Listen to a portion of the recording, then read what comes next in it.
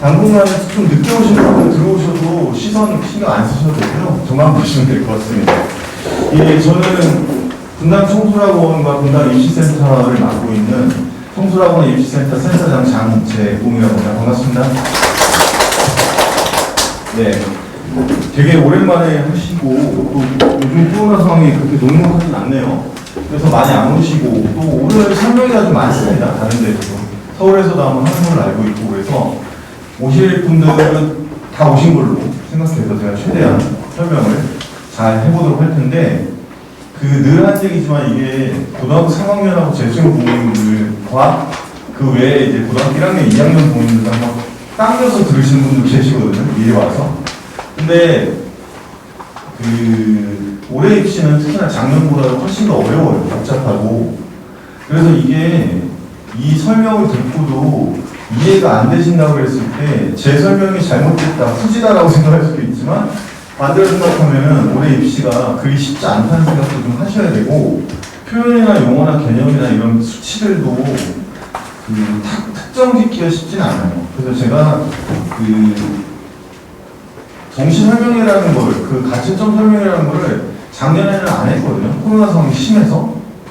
근데 재작년, 그년도 했을 때는 간혹 소장님이 와서 하기도 하고, 제가 하기도 하고, 섞어서 막 하고, 예전에 같이 하고 막 그랬었는데, 그때에 비해서 올해 지금 이걸 준비하면서 보니까 되게 복잡하긴 하더라고요. 근데 이게 생각해보면 올해 내내 설명회하고 작년도도 설명회할 때, 올해 수능 끝나고 이런 일이 벌어질 줄 알았고, 그거에 대해서 설명을 계속 하면서 굉장히 불안한 상황이었는데도 다시 또 생각해보니까 이제 막상 그러니까 더 힘들어지는 그런 상황인 것 같아요. 그래서 일단 22학년도 수능은 그리고 뒤에 성적표가 다음 달에 나오고 원서 접수가 12월 말에 시작되고 다음 달 내년 초까지 하죠. 그거 상황을 보고 나면 진짜 뭐라고 그러죠? 되게 뒤죽박죽? 도깨비 같은 그런 정신? 이렇게 될 수도 있다. 이런 생각이 들긴 합니다. 일단 시작에 앞서서 지금 나눠드린 자료 잠깐 보는 법 좀 설명을 드릴게요. 자, 이 배치표는 집에다 붙여놓고 드린 건 아니겠죠, 당연히. 그리고 이게 예전에 설명할 때 보면 저도 그랬지만 이거 종이 배치표 쓸모없다는 얘기를 막 했어요.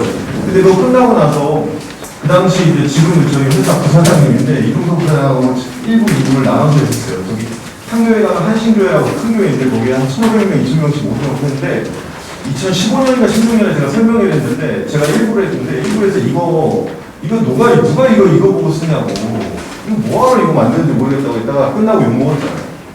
야 이거 밤새 봤어? 이거 만드는데? 근데 제가 하는 건 뭐였냐면 이거 수치 있죠. 대학 서열만 정했어요. 이걸 어떻게 하냐면 연구소에 가면 벽면에다가 쫙 붙여놔요. 그러면 그거를 제 원서를 제일 많이 쓰는 사람이었거든요. 유튜브에서 보니. 그러다 보니까 결과를 기억하고 있잖아요. 그리고 우리 학교에 학과 서열하고 학교 서열을 빨간 펜을 줘요.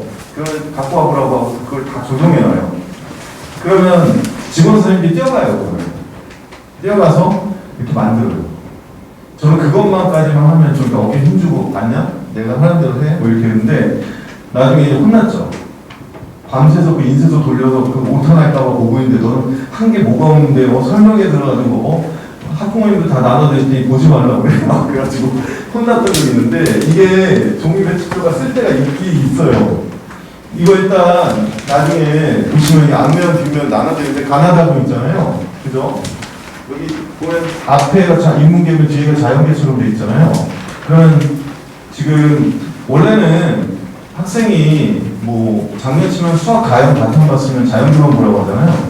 근데 올해 같은 경우는 뭐 자연계도 봐도 되고 인문계도 봐도 되고 막 이런 통합 형태니까 근데 인문계 학생들이 발끈하겠죠. 이 얘기 듣고 그거 왜 봐? 뭐 이런 식으로 자연계가 왜 인문계 쪽으로 자꾸 쳐다봐 이렇게 될 수 있는데 어쨌든 이 종이 배치도 나중에 PPT에서 설명을 좀 드릴 텐데 광고는 필요 없고요. 이 광고는 보시란 말은 아니고요. 이게 대학에서는 되게 민감한 문제예요. 우리는 사실은 이 종이 배치표를 갖고 원서를 쓰면 큰일 나거든요.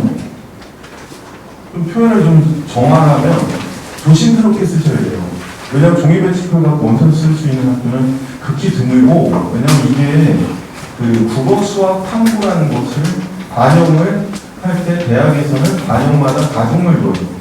그러니까 자연계 같은 경우 수학을 좀 더 많이 반영해서 합쳐서 100이라고 할 때 수학을 뭐 절반을 둔다든가 40%를 둔다든가 이렇게 할 수 있는데 이거는 그렇게 할 수가 없어서 동일하게 33으로 만든 거예요. 그래서 우리는 이거를 1대1대1 자료라고 하거든요.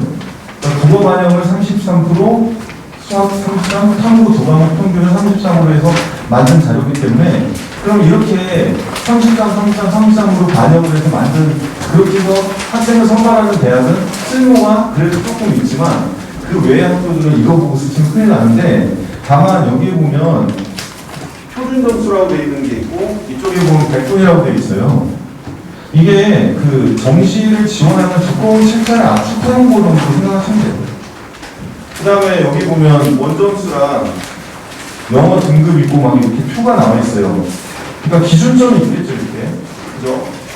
그래서 이 기준점 보시고 가로로 이렇게 쭉 보셔야 돼요, 사실.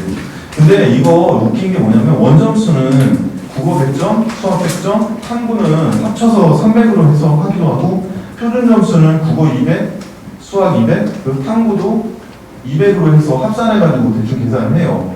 백분위는 100이잖아요. 근데 탐구가 100이잖아요. 두 과목이면 그걸 두 개 더한 다음에 나누셔야 되거든요. 그렇게 해서 300으로 계산해서 한 거예요. 400이에요. 표준 점수는 600점 만점, 탐구는 300점, 백분위는 300점 만점으로 해서 이 수치가 나와 있어요. 원점수는 상관없으시고. 그리고 영어는 학교마다 반영 방법이 천차만별 다르잖아요. 근데 사실은 천차만별은 아니에요. 대개 보면 반영 비율이라고 해서 국어, 수학, 탐구와 영어를 합산해서 반영하는 학교가 90% 정도 되는데 가점과 가산점과 감점을 쓰는 학교들이 있어요. 서울대가 대표적이죠. 서울대, 고려대, 그리고 그 가점, 감점 쓰는 학교들이 일부 있어서 영어를 등급 수치, 성적상 영어의 반영이 1등급 몇 프로, 2등급 몇 프로, 3등급 몇 프로를 전부 다 여기다 써줬어요. 수치에다가. 그러니까 예를 들면 이거 길게 설명할 생각 없습니다. 여기 보면 뭐 인문계열에서 267점 칸에는 영어 1등급 비율이 80%다 뭐 이런 식으로 써 있어요. 60%, 20%, 20% 이렇게. 이해되세요? 이게 잘 안 보여요. 집에 가서 보세요. 60, 20, 20 이렇게 써 있거든요. 그 말은 뭐냐면 이런 식의 영어의 수치는 여기에 이렇게 표시를 따로 해놨다는 얘기고 이게 절대화될 수는 없다는 얘기예요.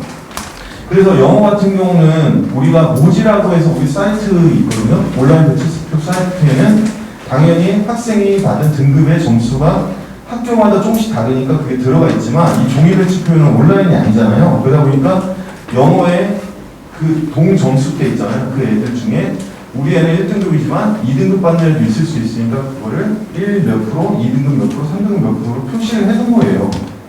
이해되셨죠? 그러니까 우리가 영어는 크게 신경 쓰지 말고 국수 탑만 가지고 표점이나 백분위를 가지고 대략 선을 긋고 그 가로선에서 그 칸이죠. 그 급간이라고 하는데 그 급간에 우리 애가 속한다고 해서 그것만 보시지 말고 그 바로 위와 그 아래까지도 다 보시라는 뜻이에요, 이게. 그러니까 쉽게 말하면 라인을 잡는다고 하잖아요, 그거를. 그 정시에 라인을 잡는다. 그런데 이거는 그냥 상징적 의미 말고 크게 의미는 없지만 여기서 이 종이 배치표를 가지고 원서를 쓰시면 안 돼요. 온라인 배치표가 있기 때문에. 그 대신 이거는 대학의 서열과 학과 서열을 보는데 쓰셔야 돼요, 그냥 결론적으로. 그래서 대학이 어디보다 높다 했잖아요. 지금 현재 엄마들 애가 첫째거나 작년에 정시 지원을 크게 안 시켰거나 둘째지만 우리 애가 큰 애가 수시였기 때문에 정시 눈여겨 안 보셨던 분들은 지금 현재 서울권의 대학들의 서열을 잘 몰라요. 옛날하고 많이 달라서. 가장 대표적인 게 어머님들 서울과학의대라고 불리는 서울산업대가 있어요. 서울산업대면 산업대라는 그 네이밍 때문에 우리 때는 그렇게 두각된 학교가 아니었죠.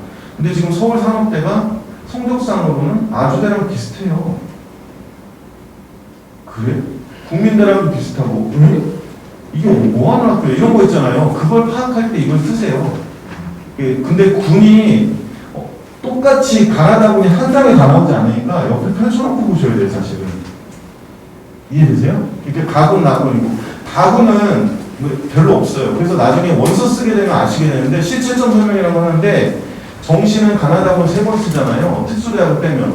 가군의 학교가 100이면 나군도 100이나 105점, 나군이 한 한 95 정도 돼요. 대학 수나 학과 수가 비율로 치면. 근데 가군, 나군이 195면 가군은 60에서 70밖에 안 돼요. 그러니까 가군이라는 부분들은 쓸 게 별로 없어요.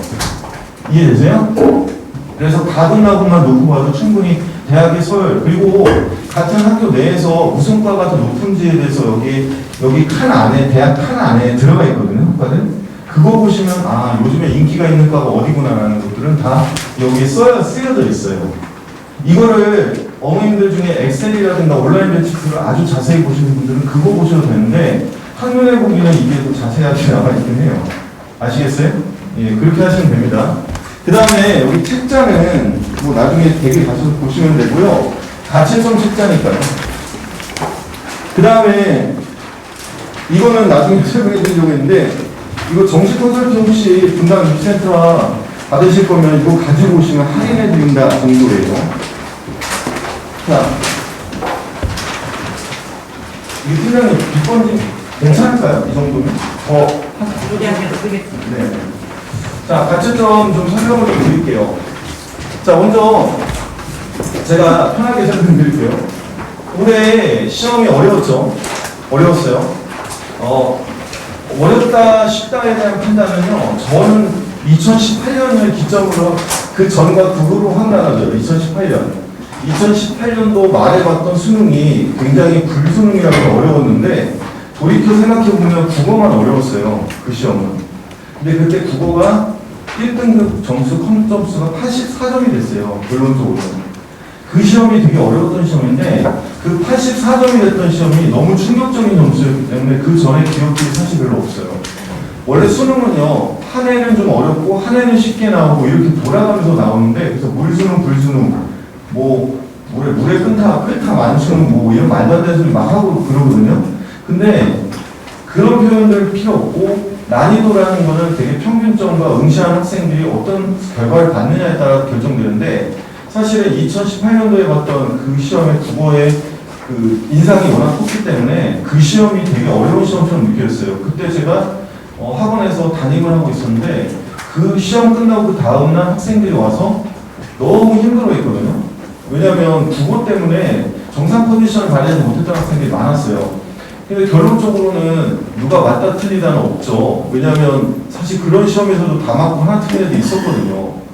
그죠? 거의 기계 수준으로 잘 본 애도 있었어요. 그러니까 우리 반 학생들도 사실은 놓고 보면은 그 시험에 대한 대비를 했는지는 모르겠지만 누구는 잘 보고 누구는 못 보니까 입시라는 건 사실은 누구는 웃고 누구는 슬퍼할 수밖에 없는 구조예요. 근데 2018년도의 국어의 느낌을 사실은 어저께 제가 받았어요. 2018년도 국어의 느낌은. 이러면 그냥 인상으로 얘기하는 거예요. 과학적으로 얘기하는 게 아니라 인상적으로 얘기하면 이런 시험에서는요. 고등학교 3학년 때 시험을 잘 볼 수 있는 것도 아니에요. 가장 큰 거. 고3들이 국어 시험에서 잘 못 봤을 때 최상위권들은 국어를 무조건 잘 봐야 된다는 생각이 갈수록 강해지는 수능 체계거든요. 그럼 1교시에 흔들렸을 때 2교시에 흔들리지 말아야 되는데 흔들려요. 그런데 그때와 결정적으로 다른 게 하나 있어요. 2018년도가. 그때 1교시 국어에 흔들렸던 학생들은 수학, 가형, 나형이 나눠져 있었거든요. 수학도 못 봤어요. 근데 이번 시험에서는 수학은 잘 봤어요. 상위권 애들이. 국어는 되게 많이 힘들어했는데 수학 미적분을 잘 봤더라고요. 확통이 아니라 미적분을.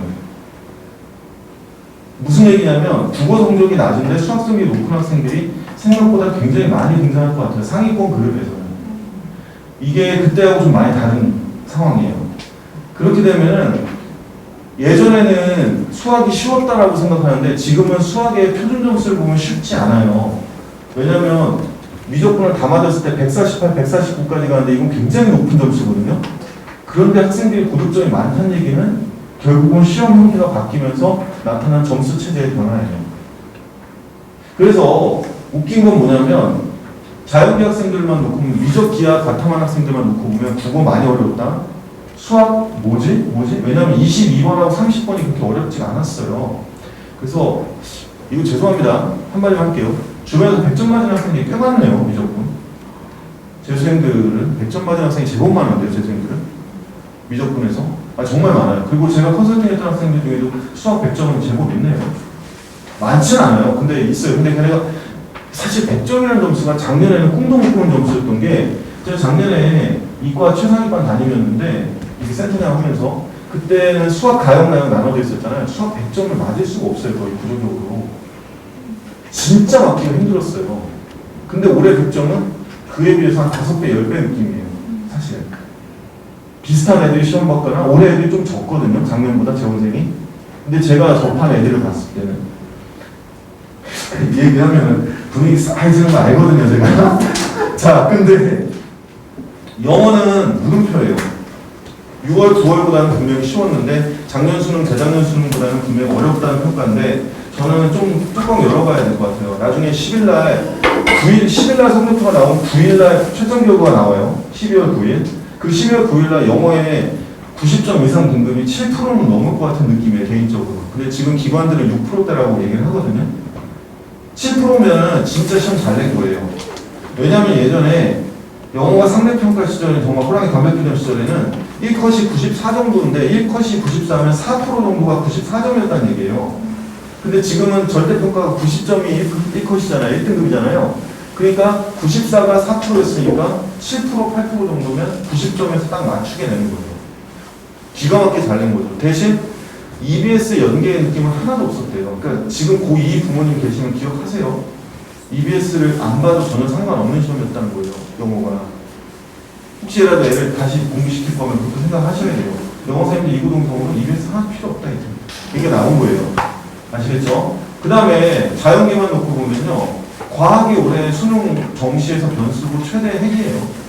과학, 저 같은 경우는 하도 이 짓을 많이 하다 보니까 애들 점수 분포 딱 보고 등급컷 딱 보면 그리고 몇 명이 나한테 물어봤을 거 아니에요. 전화나 뭐 이런 걸 성적 보내고 어떤 애가 있었냐면 수학 가형에 국어 원매 92, 수학 100 이정도, 영어 1. 근데 탐구가 물리가 42, 지학이 41인가예요.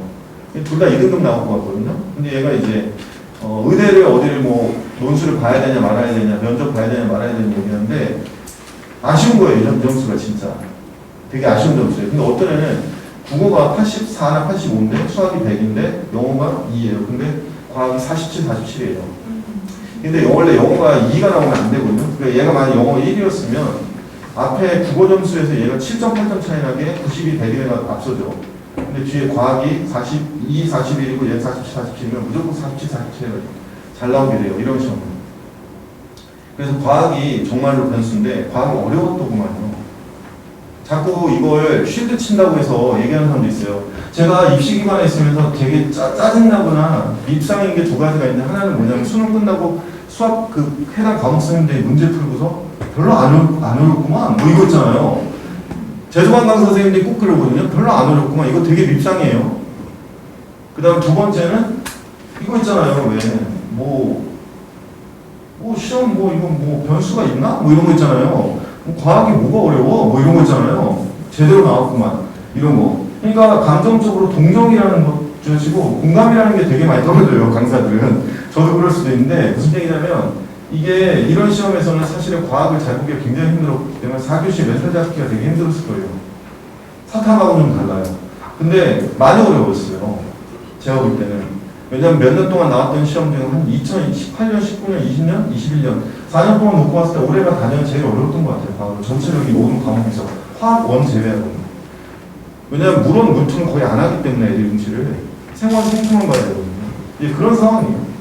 이런 상황들에 대한 것들은 일단 알고는 계셔야 되는데 기본적으로 들어가면 점수 보면 이거 아마 어제 그저께 보셨을 거예요. 그러니까 빨리빨리 설명할게요. 우리 회사 거예요. 이건 다른 게 아니에요.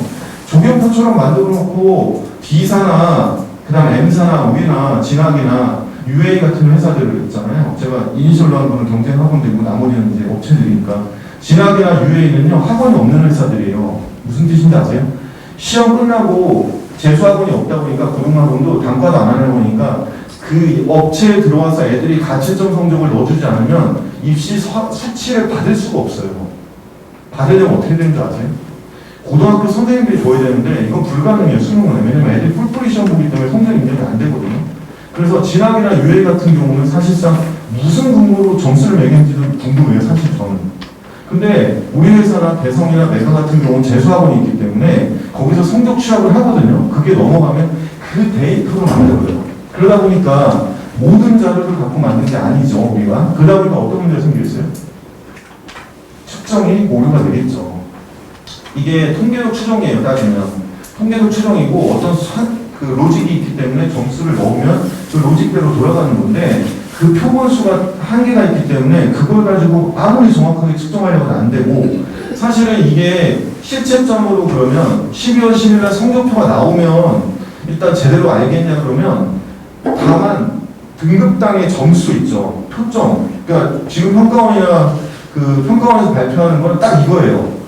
나중에 보시면 알겠지만 국어에서 평균점과 표준편차 그리고 1등급 표준점수, 2등급 표준점수 그리고 뜬금없이 남녀 학생수가 나와요. 등급당, 표점당 남녀 학생수. 확통, 미적, 기하 학생수가 아니라 남녀 학생수가 나와요. 그래서 저희가 6월달에 내가 느낀 게 뭐냐면 아, 여자애들이 수학을 좀 못 봤구나 이런 느낌 있잖아요. 그게 하등에 도움이 하나도 안 돼요. 원서 쓰는데. 아니 그렇잖아요. 그거 같고요. 확대 해석하면 어떻게 하는지 아세요? 여대 약대들이 약세일까 강세일까 이런 생각만 하고 있어야 돼요. 왜냐하면 여대 이화여대 약대 있죠. 숙명여대 약대 동덕 덕성 있죠. 걔네들이 자연계에서 지원하는데 수학을 요번에 수능에서 여학생들이 좀 못 봤으니까 지원하기 쉽지 않겠고 아니 이게 과학적 근거가 있냐 없어요. 근데 평가원에서 발표를 정말 안 해요. 왜냐하면 통합수능에 안 맞는다고 주장하거든요. 그래서 어쨌든 이거는 우리 회사에 들어온 성적이고 다른 회사랑 다르게 되는 것은 어쨌든 서로 표본 들고 꾀다리 잡기예요. 꾀다리. 우리가 갖고 있는 게 전부가 아니니까. 그래서 일단 나오면 특징만 빨리빨리 치고 넘어갈게요. 지금 화장하고 엄매 있죠. 표정 차이가 되게 적은 거예요. 제가 한눈에 보여드리고 좀 이따 설명해 드릴게요. 그 말은 뭐냐면 난이도 조정을 한 거죠. 아니, 평가원장 선생님께서 나오셔서 그랬잖아요. 과목별의 유불리를 줄이기 위해 했다. 근데 촬영하니까 제가 얘기 안 할게요. 일단 유불리 줄이긴 했어요. 아무 필요 없는 줄이기. 자, 그 다음에 등급 구분 점수는 이렇게 나와 있죠. 이거는 82, 84, 82, 84는 왜 생기냐면 이게 지금 이게 그거잖아요. 평가원에서 점수 만드는 방식이에요. 이 점수 만드는 방식대로 하면 어떻게 하냐면 쉽게 예를 들게요. 우리 학원에 수능 끝나고 수능 끝난 날 그 다음날 아침에 학생들이 예를 들면 10,000명 정도가 가채점을 했다 쳐요. 그럼 그 데이터를 전부 다 넣은 다음에 이 계산식으로 돌려가지고 표준 점수로 다 바꿔요. 학생들 걸. 이해되세요? 국어랑 수학의 표준 점수로 바꾼 다음에 등급 컷을 산정을 해야 돼요. 1등급의 표준 점수 몇 점이다. 원점수로 못해요 이제. 그러면 어떻게 하냐면요. 그걸 쭉 분포를 해서 제일 위에 점 있죠. 이론상으로 계산했을 때. 그거부터 내림쪽으로 쭉 정리해서 4%의 언저리에 해당되는 표준 점수를 특정해내야 돼요.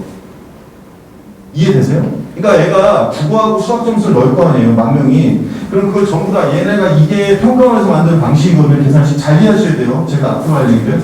그럼 그걸 전부 다 점수를 표준 점수로 바꿔줘요. 계산이. 그럼 그 점수에서 4%가 1등급이잖아요. 근데 딱 4%는 아니거든요. 동점자들이 있으니까. 그에 가장 해당되는 점수를 특정해내요. 그 특정해낸 점수에서 미적분값, 확통값, 기하값을 찾아야 돼요. 원점수를. 그 표준 점수가 제일 많이 나오는 원점수대를 찾아내야 돼요. 그러면 딱 한 점수로도 될 수 있어요. 84나 85 딱 한 점수로 될 수 있고 84가 될 수 있고 85가 될 수도 있는데 왜냐하면 이 계산식 때문에 그래요. 그러니까 여기에 지금 좀 전에 이 뒤에 보시면 나오는데요. 이렇게 점수가 나오는 게 얘네 회사가 이투수가 이상해서가 아니라 조금 전에 봤던 그 계산식에 따르면 선택 과목 점수의 평균점과 표준 편차를 이용해서 계산을 할 때 원점수가 공통이 있고 표준이 있잖아요. 74, 26, 76, 24에서 각각 맞은 점수의 조합이 달라요. 그러면 계산을 하다 보면 반올림을 하거든요, 이게. 반올림을 하다 보면 표준 점수 값이 원점수가 다른데도 같아질 수가 있어요. 아니 근데 끝나버려요. 이건 지금 설명이기 때문에 질문을 할 수는 없습니다. 일단 그렇게 되다 보니까 어떤 문제가 생기냐면 132.4와 131.6이 같이 132가 돼버려요. 원점수로 돌렸을 때. 그러니까 이게 점수가 이렇게 돼요. 근데 특정 한 점수로 될 수도 있어요. 나중에 나왔을 때. 아시겠어요? 근데 이거 사실 원점수가 아무 의미가 없거든요. 원서를 쓸 때는.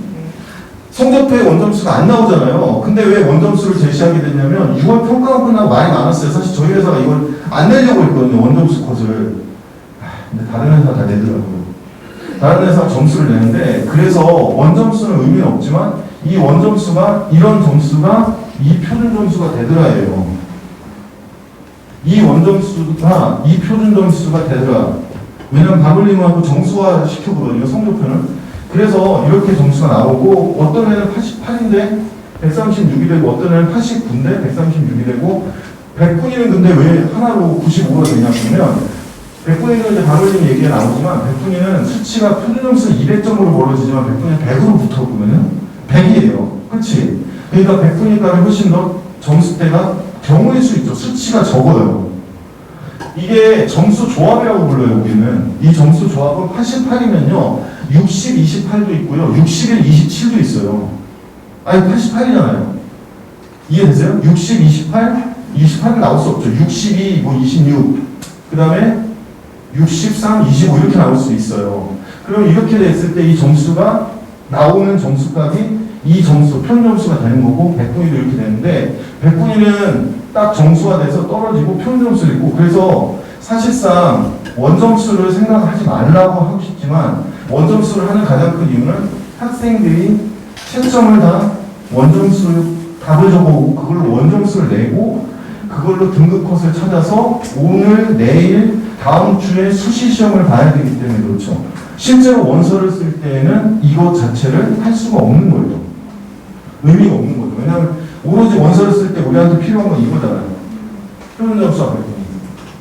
자, 그 다음에 수학으로 넘어가면 앞에 상식대로 계산을 했을 때 지금 보면 이렇게 돼 있거든요. 확률 통계는 145인데요. 지금 만점이 148로 돼 있잖아요.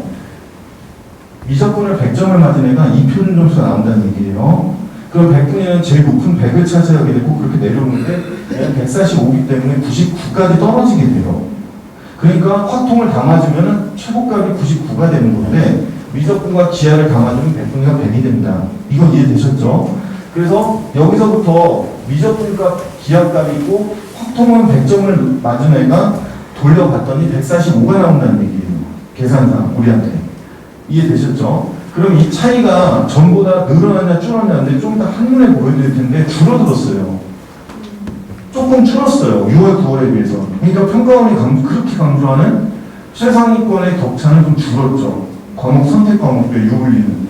하지만 문제는 이번 시험의 난이도를 원래 얘기를 했거든요. 옛날 가채점 설명이라면 무슨 얘기냐면 난이도가 어떠냐는 얘기했어요. 올해 수학은 제가 아까 말씀드렸잖아요. 21번, 22번이나 15번 같이 가장 핵심적으로 어렵게 내는 문제들이 예년 수능에 비해서는 좀 쉬워졌다 해요. 다만 많이 쉬운 건 아니에요. 그리고 확률 통계의 마지막 문제들이 어려워요. 문과 학생들이 풀기. 그래서 확통의 고득점이 좀 선택 과목이 좀 줄 거예요. 고득점이. 무슨 얘기냐면 확통의 30분 문제가 좀 어려웠어요. 미적분 30번보다는 객관적으로 그렇게 평가를 받더라고요. 그러니까 실제로 무슨 얘기냐면 미적분하고 확통을 놓고 봤을 때 특히 확통이나 이런 경우들 이 점수에서 난이도를 얘기할 때 올해 시험에서는 적당히 어려웠다 해요. 그리고 최상위권에게는 적당히 어렵다, 중상위권한테는 그래도 어려웠다 해요. 그러다 보니까 최상위권 학생들은 제가 아까 서두에 얘기했던 것처럼 미적분 100점, 96점이 진짜 많은 편이에요. 근데 이게 작년에, 재작년에는 상상하기 쉽지 않은 점수였던 거죠. 왜냐면 1컷이 92라고 해도요, 96까지 나오는데 100점은 넘사벽이에요. 그래서 거의 찍어서 많이 맞아요. 그래서 저희가 예전에 수능에서 100점 맞은 애 숫자 셀 때 절반은 찍어서 맞은 걸로 간주하거든요. 풀다가 어느 순간에 그냥 찍어버리는 거죠. 몇십 것이다 이렇게. 근데 그게 맞게 되는 거예요. 왜냐면 시간도 별로 없고 또는 답을 도출하지 못해서. 근데 올해는 그게 아니라 확실히 맞은 것 같아요. 애들 얘기가. 어렵지 않았다고 했으니까.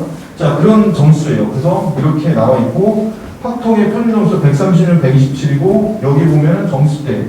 근데 여기 보면 미적이 73으로 떨어져 있거든요. 11점 차이가 나요. 그럼 점수 안에 되게 많은 분포가 되어 있는 거예요. 쉽게 말하면 경우의 수인데요. 이게 100부터 84까지 늘어져 있는데 다 1등급인 거예요. 미적분 애들은. 84 이상이 다 1등급이에요. 근데 확통은 88이나 89에서 100까지만 1등급인 거죠. 이해되셨죠? 그 다음에 얘네는 지금 차이가 그래도 좀 벌어져 있는데 10점, 11점 얘네도 이렇게 벌어져 있고 얘네도 이렇게 벌어져 있잖아요. 근데 다른 회사에 비해서 요 점수가 조금 낮아요, 우리가. 이 투수가. 그럼 이 투수에 점수 넣은 애들이 이 점수대, 즉 7, 80이 생각보다 많지 않다는 뜻으로 보셔야 돼요. 왜냐하면 이 등급 어차피 위부터 계산해서 표준 점수를 쭉 펼친 다음에 4, 7, 즉 7%니까 11%선이죠. 89, 100분위 이렇게 만든 점수들을 찾아야 되는데 이 위부터 누적이 되기 때문에 어떤 특정 점수대에 딱 찍어야 되거든요. 근데 그 점수대가 77이나 80이 안 됐다는 얘기는 그 점수대가 많지 않았다는 뜻이에요. 그걸 우리는 어떻게 해석하냐면 77이나 80점을 맞을 정도의 난이도의 문제에서 그 정도를 맞는 애들이 점수를 쉽게 올리지 못할 정도의 조금 어려운 문제들이 있었다예요. 왜냐하면 80점을 최고수라고 하진 않아요. 애들한테 아주 잘한다고 하진 않아요. 80점 수학을 맞거나 76을 맞는 애들은 잘한다거든요. 근데 그 적당히 잘하는 학생들이 그 이상으로 올라갈 기에는 어떤 한계에 부딪힐 수 있는 문제들을 낸 건데 92나 88을 맞던 애들은 뛰어넘을 수 있게 된 거죠. 그리고 걔네들이 100점을 원래 못 맞았었는데 100점 맞게끔 문제를 낸 거죠. 좀 계산을 그렇게 한 거예요, 우리가. 그렇게 되다 보니까 올해 의대는 장난 아니겠죠, 정시는. 의대 정시는 정말로 머리 터지게 이제 머리 많이 써야 되죠. 애들이 생각보다 상위권이 많고. 그 대신 걱정하시지 말아야 될 게 수학에서 등급을 확실히 잘 받을 것 같아요. 그래서 수시에서 붙는 애들이 제법 나오겠죠. 우리 좋게 생각하자고요. 수시에서 많이 붙겠지. 그 다음에 사회탐구인데 이 생활윤리는 입시를 많이 하는 사람들은 이 점수 받으면 눈이 딱 떠져요. 드디어 생윤이? 뭐 이런 거 있잖아요. 자연계 엄마들은 저게 뭔데? 46이면 쉽게 나왔구만 이러는데 여태까지 몇 년 동안의 생활윤리 중에 제일 어려워요. 올해 시험이. 46은 사실 쉽게 안 나온 점수고 47이나 45가 되는데 사회탐구가 45점까지 나오면 최상의 난이도고요. 작년 사회문화 정도만. 그리고 윤리는 50점이 계속 많았어요. 1컷이 50. 지금도 보면 세계지리 같은 경우나 세계사 같은 경우 50이잖아요. 1컷이요. 하나 틀리면 2등급이라는 얘기예요. 근데 생활윤리 같은 경우 46이잖아요. 그러면 저건 뭐예요?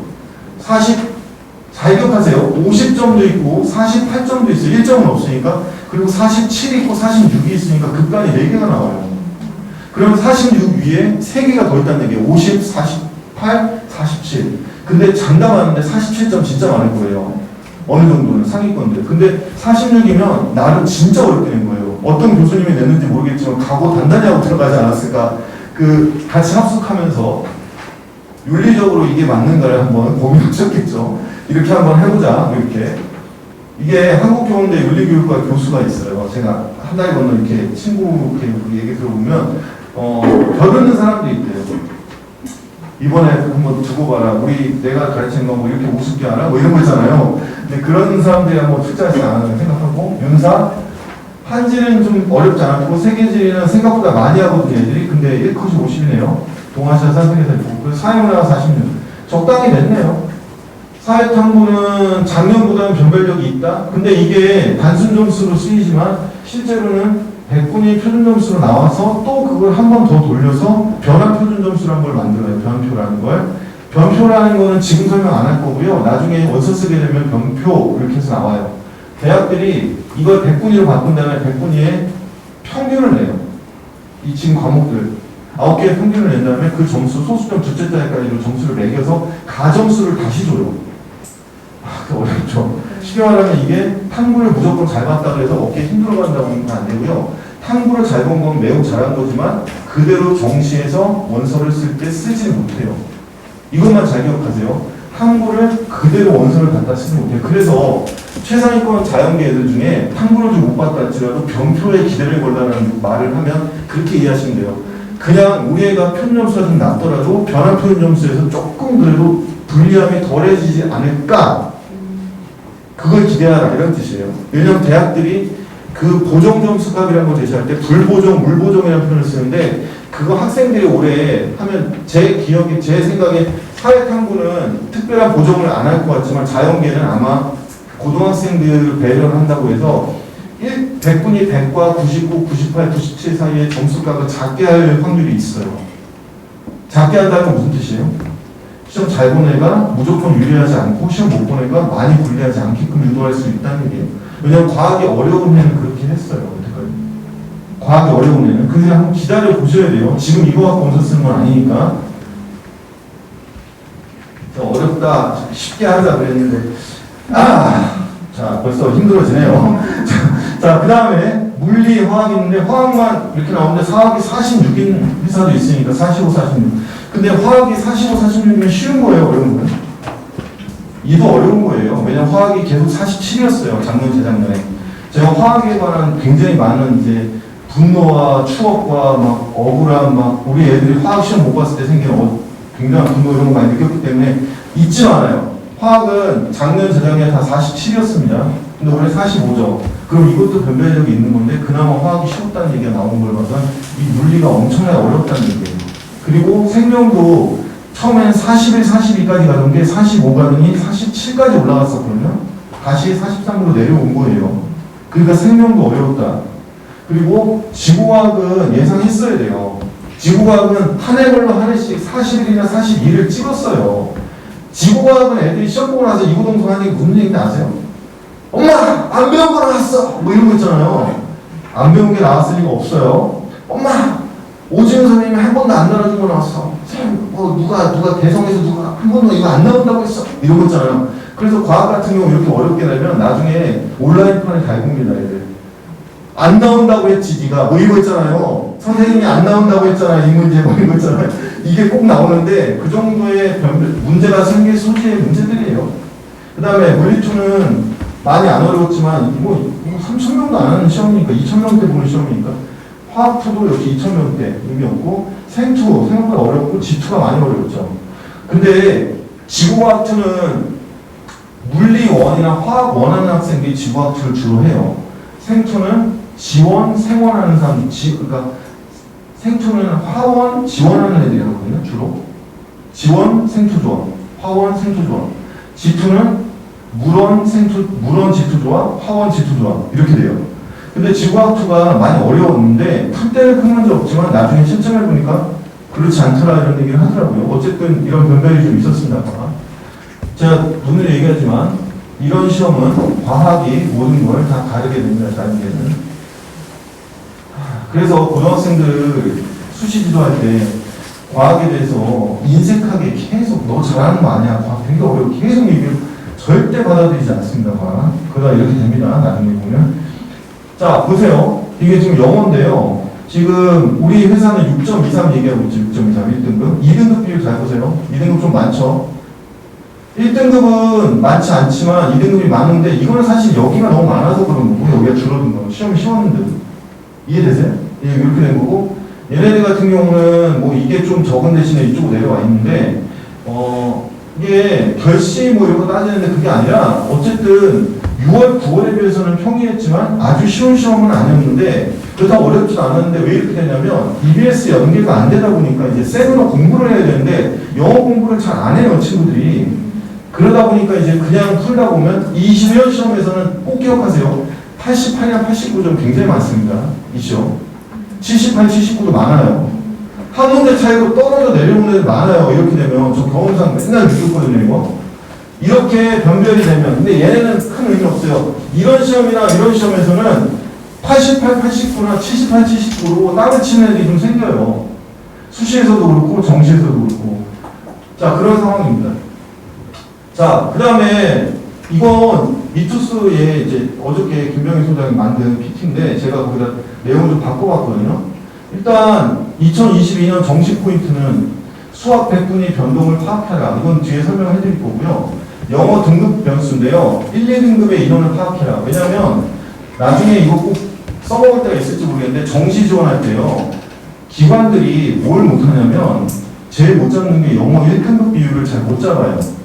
영어 1등급 비율은 왜 나와 있는데 왜 못 잡아? 여기서 잘 기억하세요. 이게 수시에서 몇 명이 붙었는지 빠졌는지를 추정을 못해요, 저희가. 수시에서 영어 1등급자들이 얼마나 합격을 해서 빠져나가는지 계산을 못해요. 그런데 영어가 아주 변별력이 없는 서울대라든가 고려대 같은 데는 영향을 안 주지만 연세대라든가 이화여대나 경희대나 이런 학교들 그리고 치대 같은 경우 단국대나 조선대 의대, 조선대 치대처럼 영어 2등급 맞으면 진짜 큰 타격이 생기는 학교들은 얘 점수로 거기를 쓰면 안 되는 상황이라고 인식을 해서 점수표에서 배치표가 다 불합을 하거나 위험하다고 표시를 하는데 막상 모의 지원을 하면은 영어 1등급자들이 생각보다 지원을 못하는 경우가 생겨요. 잘 간파하셔야 돼요. 왜냐면 영어 1등급이 예를 들면 6.23이 나왔는데 그 중에 수시로 많이 빠지는 애가 있어요. 생각보다 1등급자들 중에.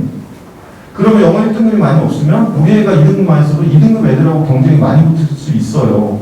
근데 온라인 배치표는 작년, 재작년의 결과치를 갖고 얘기를 하기 때문에, 그리고 영어의 강점이 그대로 다 적용이 돼서 하는데 이게 맞긴 하지만 과도하게 학생이 점수가 불리하다고 나와서 지원을 못하게 하는 경우가 있거든요.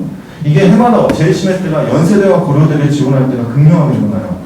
연세대는 영어가 2등급만 했을 때 강점이 꽤 크게 나와서 고려대 쪽으로 자꾸 배치표가 안내를 해요. 온라인 배치표의 특징은 뭔죠? AI니 뭐냐면서 제일 좋은 점이 뭐냐면 편하게 내가 쓸 수 있는 학교를 집어주지만 단점이 있다면 생각을 못하게 만들어요.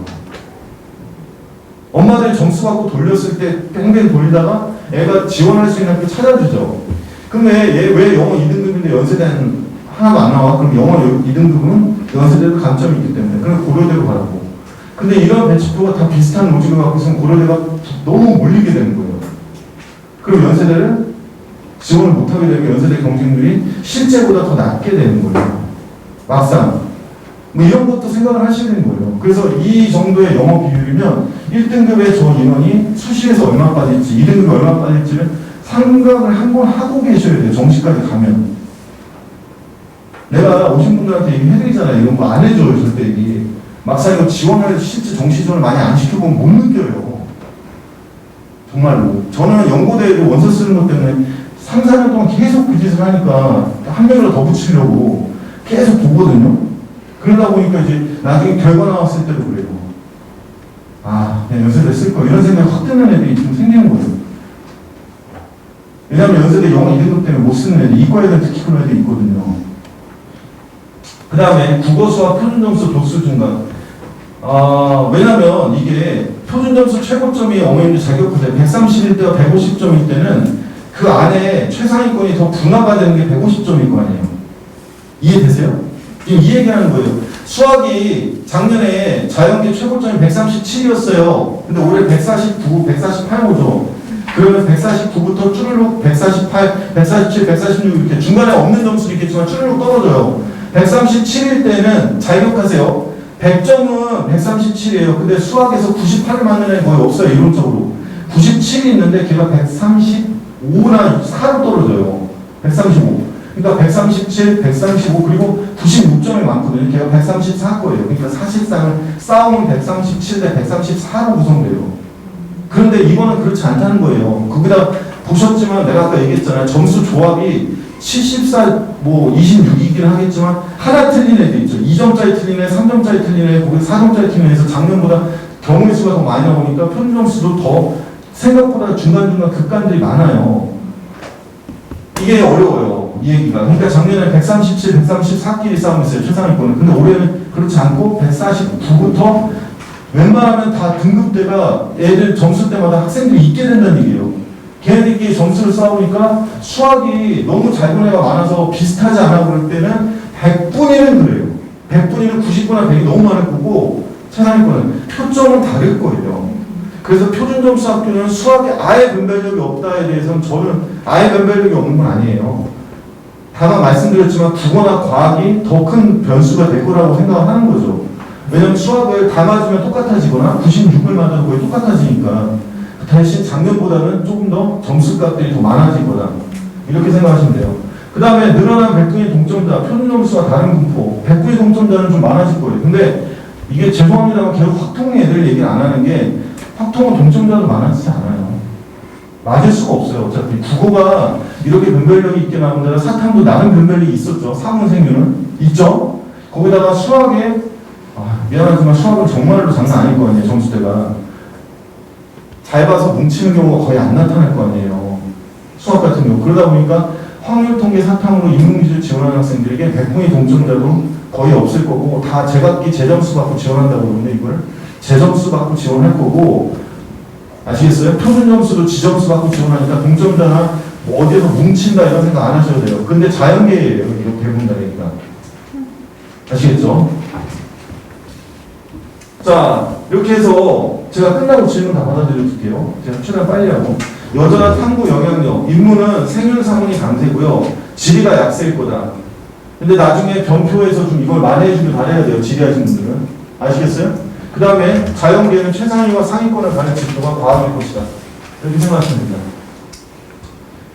자, 대학교사 응시에 대한 얘기는 좀 빨리빨리 할 텐데요. 좀 이따 설명해 드릴게요. 그리고 정시지원에서 가채점 성적 분석했는데, 어머님들 자격하세요. 지금 온라인 배치표라든가 시중에 떠도는 계산기 같은 것들이 다 가채점 성적에 기반을 하고 있다 보니까 회사가 다 달라요. 예를 들면 우리 회사는 당연히 이투스의 가채점에 기반을 두고 움직이면 대성이나 메가나 종로는 그 회사에 기반을 두고 하기 때문에 대학의 가중 지원 가능점, 우리 애의 지원 가능점을 회사를 넣으면 다 다르게 나와요. 왜냐면 우리 애가 건대 경영이 된다고 했는데 이투스는 대성은 안 된다고 나올 수 있다는 얘기예요. 근데 이게 정시 실체적으로 가면 비슷해져야 되거든요. 비슷해져야겠죠, 설마. 그죠? 자, 그렇게 되는 상황이에요. 이해되세요? 지금 그래서 근데 그럼 다른 학교도 다른 회사 것도 써야 되나요? 여유가 되면. 왜냐하면 우리 회사가 100% 맞다고 장담을 작년보다 못한다고 했잖아요. 이해되셨죠? 이 말들. 여러 기관이라는 거. 이해되세요?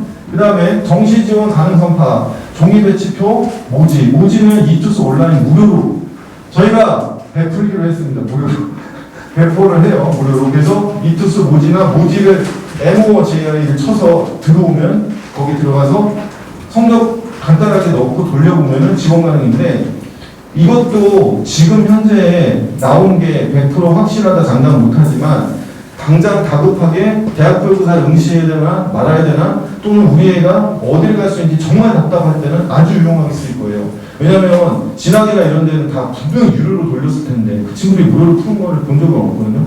그러니까 그 돈 내고 할 필요가 없어요. 왜냐면 진학사가 이 가채점 상황에서 그들이 맞는다고 말할 수 없고, 진학은 주의하셔야 될 게 이 친구들은 내부에 학원이 없기 때문에 외부에서 성적을 애들이 계속 입력을 해야지만 그걸 받아가지고 계속적으로 확대해 나가는 거예요. 정확도를 맞춰 나가는 거예요.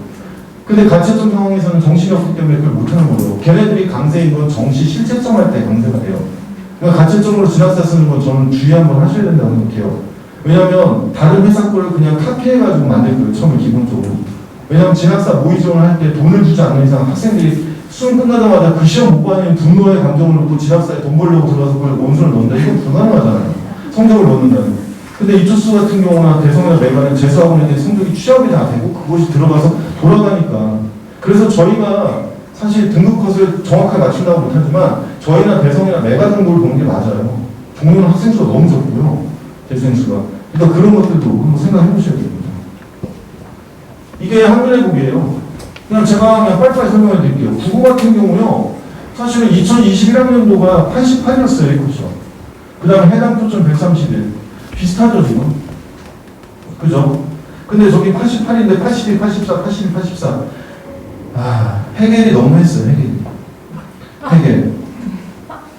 국어 지문, 비문학 지문 두 번째 지문이 해겔이었거든요. 해겔 변제법 나오는데 원래 해겔이 논술이든 인문 논술이든 국어 지문에서 나오면 사실 굉장히 난이도거든요. 원래 그게 칸트보다 더 어려운 칸트에 딱 나왔더라고요. 근데 별로 안 어렵다고 그랬는데 밑에 지문을 보니까 2018년에 대자뷰가 딱 되더라고요. 그렇구나. 근데 그 뒤에 게 더 웃겼어요. 브렌트는 우주체제 붕괴인데 갖다 치면 통화체계 붕괴를 대상으로 하는 아주 평이한 지문이었거든요.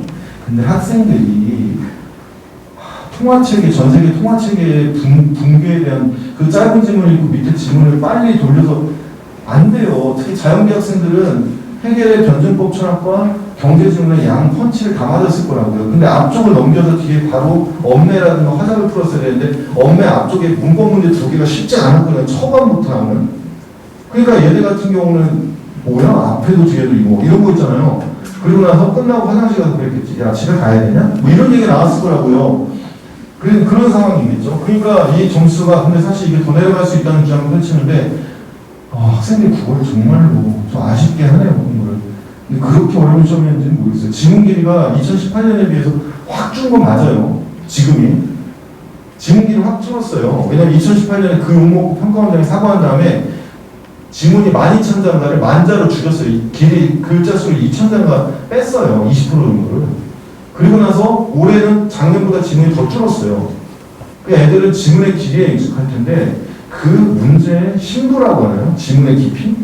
여기에 이제 흔들린 거고 거기다 수능에 긴장도가 있었겠죠. 이건 너무 낮긴 해요. 그 다음 비슷하죠. 그 다음에 보세요. 이게 9월까지 너무 쉬웠잖아요. 2018년도도 그랬어요. 2018년도 9월 평가원 있지도 않습니다. 2018년에 9월 평가원 97인가 100이었거든요. 그렇죠? 그리고 난 수능 84. 그래서 내가 짜증이 확 나더라. 이런 생각이 들었습니다. 그 다음에 지금 수학 가형을 미적분 바꿨는데 여기 보시면 이렇게 되고 영어는 지금 이렇게 돼요. 6월이 5.1, 5.5, 9월이 4.8, 수능이 6.23 이렇게 나오는 거죠. 자, 그 다음에 확통 같은 경우도 89, 92. 그러니까 차이가 원점수 차이를 보시면 이렇게 되는데 차이가 조금 줄었다라고 볼 수 있는 거잖아요. 그죠? 근데 뭐 크게 차이는 없다. 이렇게 볼 수도 있고 4점 차이 나네요. 여기는 8점 차이 나는 게 4점 차이로 줄었잖아요. 원점수가. 자, 이렇게 한눈에 보기가 된다. 이렇게 생각하시면 돼요. 비슷하다. 2020년처럼. 이렇게 생각하시면 되겠죠. 자, 기본적인 것들 쭉 보는데 대학교고사는 짤막하게 설명해 드릴게요. 지금 논술 오늘 했잖아요. 내일 또 있거든요. 그리고 그 다음에 다음 주에 있어요. 그러면 논술을 응시해야 될 경우는 크게 이런 거거든요. 수시로 지원한 대학들보다 정시에서 더 높은 대학을 할 수 있는지 이거예요. 핵심은 무조건. 여기에서 정시에는 군에 대한 요소가 있기 때문에 소장님은 군별에 대한 판단을 한다는데 너무 어렵게 접근하는 거고요. 쉽게 얘기하면 이거예요. 우리 애가 다음 주에 중앙대 문과는 경영학과에 썼다 치자고 논술을 중앙대 경영을 썼는데 지금 모지를 돌려보고 사람들한테 물어봤는데 중앙대 경영을 갈 수 있다고 주장하는 사람이 있고 힘들다고 주장하는 사람이 있어요. 이건 백발백중 왜 그러냐면 정시로 중앙대 경영이 다군에가 있어요. 가나다 할 때 다군은 변수가 너무 심해가지고 다군에 있는 중앙대 경영은 무조건 된다고 장담하기 힘들어요. 어떻게 돌아갈지 모르니까. 다시 얘기하지만 가군이 100개고 나군이 95개 정도는 다군은 6, 70개밖에 안 돼요. 학교가. 그래서 원서 쓸 때 나중에 꼭 기본으로 무조건 ABC가 가군, 나군에서 안정지원을 무조건 하라고 가르쳐요. 가군, 나군에서 무조건 안정지원을 시키고 다군에서 안정 쓰면 안 된다고 주장하는 이유가 그래서 나오는 거거든요. 왜냐하면 개수가 적어요. 쓸 수 있는. 이해되세요? 제가 이제부터 막 얘기해 주는 거 잘 적으세요. 나중에 써먹을 때 실전적으로.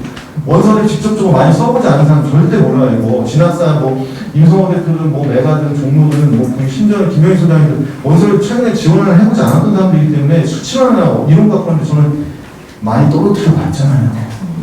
많이 붙여보기도 했지만 그러니까 제가 한 얘기 잘 기억하세요. 그래서 수시에서 중앙대 경영을 된다라고 하면 이렇게 말하면 돼요. 되니까 안 간다가 아니라 그럼 중앙대 경영을 되면 어디까지 되는지를 물어봐야 돼요. 어디까지 갈 수 있는지. 근데 얘가 중앙대 경영 점수가 충분히 정시로 지원이 된다? 그럼 중앙대 위면 어디예요? 경영이면. 한양대 경영이죠. 그렇잖아요. 그 서열화에 불만을 갖고 계시면 나중에 얘기하십시오. 한양대 경영이에요. 근데 한양대 경영을 안 될 것 같아. 그럼 뭐라고 해야 돼, 저는? 여기는 한양대 인문은 갈 수 있어. 사과나. 그럼 저 안 갈래요. 그럼 중앙대 경영 논술 봐야지. 아니, 그렇잖아요. 한양대 경영을, 아니, 얘가 중앙대 논술 안 가는 이유는 뭐예요? 중앙대보다 더 높은 학교 갈 수 있다는 어떤 확신이 있어야 되잖아요. 근데 얘가 중앙대 경영은 되는데, 한양대 경영은 비율이 안 맞아요. 두 학교가 사실은. 그러니까 한양대 경영은 안 될 것 같아요. 그리고 한양대 경영은 다군이 아니에요. 가나 중에 하나가 있겠죠. 그리고 한양대 경영은 반드시 뭘 기억하셔야 되는지 알아요? 한양대 위에는 서강대나 성대 경영과의 군 체계를 보셔야 돼요. 그게 김병기 소장이 말하는 군 체계거든요. 무슨 얘기냐면 한양대 경영만 가면 세상이 행복하겠다는 얘기는 한양대 경영은 상향 소신중한다고 불러요. 그죠? 근데 한양대 경영이 목적이 아니라 한양대 경영은 무조건 될 것 같으면 서강대 경영이나 성대 경영을 상향 쓴다는 얘는 서강대, 성대 경영이 무조건 붙어야 돼요. 거기 떨어지면 한양대 경영으로 끝나버릴 거냐. 중앙대 경영보다 높은 학교니까. 이해되세요, 이거? 그러니까 한양대 경영이 된다, 안 된다를 따지려면 뭘 보셔야 되냐면 그 군체계랑 지원도를 보시긴 하셔야 돼요. 이게 되게 어려워요. 그래서 배치표에서 된다라고 확신이 돼야 돼요. 한양대 경영을 만약에 정시에서 무조건 된다. 얘는 한양대 경영이 어떤 배치표. 그래서 아까 배치표를 이투수만 보지 말고 다른 회사까지 보라는 얘기예요. 혹시 이투수는 된다고 했는데 가채점 상황에서 불안해서 대선고 들어갈 때 한양대 경영이 안 된다고 나오는 거야. 그러면 얘가 무조건 한양대 경영이 된다고 해서 중앙대 경영을 날리는 게 맞는지를 한 번은 생각해 보셔야 된다는 거예요. 참 어렵죠. 그래서 이걸 생각을 해보고 지원 전략을 짜셔야 돼요. 자연계도 마찬가지예요. 근데 무조건 자기에게 유리하게끔 해야 된다라고 할 때는 그건 그 뜻이 아니라 가채점 등급 있죠. 등급 걸렸을 때 얘기하는 거고요. 무슨 얘기냐면 지금 등급들이 점수가 달라요. 예를 들면 언어 매체를요. 진학사 대성은 81점으로 보고 있어요. 1컷을 81. 근데 아까 우리 82, 84 봤잖아요. 그러면 얘가 81점 맞았으면 그걸 1로 간주할지 2로 간주할지는 다르잖아요. 그러면 무조건 1로 생각하고 응시를 하라고 해야 돼요. 왜냐하면 시험 잘 본 게 아니잖아요. 지금 이 친구가. 아니 객관적으로 냉정하게 봤을 때 얘가 81을 1이라고 주장하고 싶은 이유는 뭐예요? 82나 83이 아니기 때문에 그렇잖아요. 그렇잖아요. 근데 이 투수를 믿고 싶지 않은 거잖아요. 걔는. 그런 경우는 무조건 응시시키셔야 돼요. 그래서 컷에 걸려있고 실상 어떻게 되냐면요. 수학이 84라고 할 때 있잖아요. 미적분이. 그럼 얘가 82나 83이죠. 2점, 3점, 1.2점 차이는 무조건 응시시켰어요. 저는 심할 때는 한 문제 차이로 응시시켰어요. 왜냐면 얘가 가채점 잘못했을 수도 있으니까. 가채점 잘못해서 점수 올라가면 정말로 황당한 일이 벌어져요. 근데 그거 기억하세요? 아니, 저 못하시죠? 이런 시험에서 애들 가채점 잘못하는 경우 많아요. 1교시 국어. 1교시 국어 그 얘기 안 하더구만, 김병희 소장. 제가 장담하는데요. 1교시 국어 채점 제대로 그 가채점 뒤에 써갖고 나오지 못하는 애들도 있고요. 썼는데 시간이 없다 보니까 강황해서 잘못 쓴 애도 있는데요. 나중에 이거 많이 바뀌어요. 생각보다 점수. 왜냐면 이렇게 컷이 내려가 있고 애들이 어렵다는 느낌을 받게 되잖아요. 그럼 지가 거기 뒤에 답을 제대로 썼는지 잘 기억 못하는 애도 있어요. 심지어는 잘한다고 하는 애들도 국어 수학은 적어왔겠다. 국어랑 과학 못 적어갖고 오는 애도 있을 텐데. 한 명도 없어요? 아니 이렇게 잘하세요? 전부 다? 아니 나중에 바뀐 경우 많았어요. 그 해에는. 그 다음에는 그렇지 않았거든요. 작년, 재작년에 안 그랬는데 2018년도, 2003년 전에는 나중에 애들 보니까 성적표가 바뀌거나 점수가 달라지거나 심지어는 애들이 그 1등급이 100부터 84까지다 보니까 지가 1위인지 몰랐던 거예요. 왜냐면 그때 처음에 기관들이 86, 87로 잡았었거든요. 2018년도에 84가 1컷이었을 때 기관들이 84를 믿을 수가 없었던 거예요. 너무 낮으니까. 아무리 시험이 어려워도 어떻게 84가 1로 잡히냐? 근데 요번에 보니까 낮춰놨더라고요. 진학사 같은 경우나 대성은 81로. 왜? 학습 효과라는 게 있겠죠. 이렇게 나온다면 더 내려갈 수도 있어. 그렇게 된 거죠. 그러니까 이렇게 될 때는 사실 대학별고사를 좀 유연하게 생각하고 응시시키셔야 되고 대신 시험을 안 봐도 된다 그러면 확실히 시험을 잘 본 애들만 보내요. 보통 이럴 때는.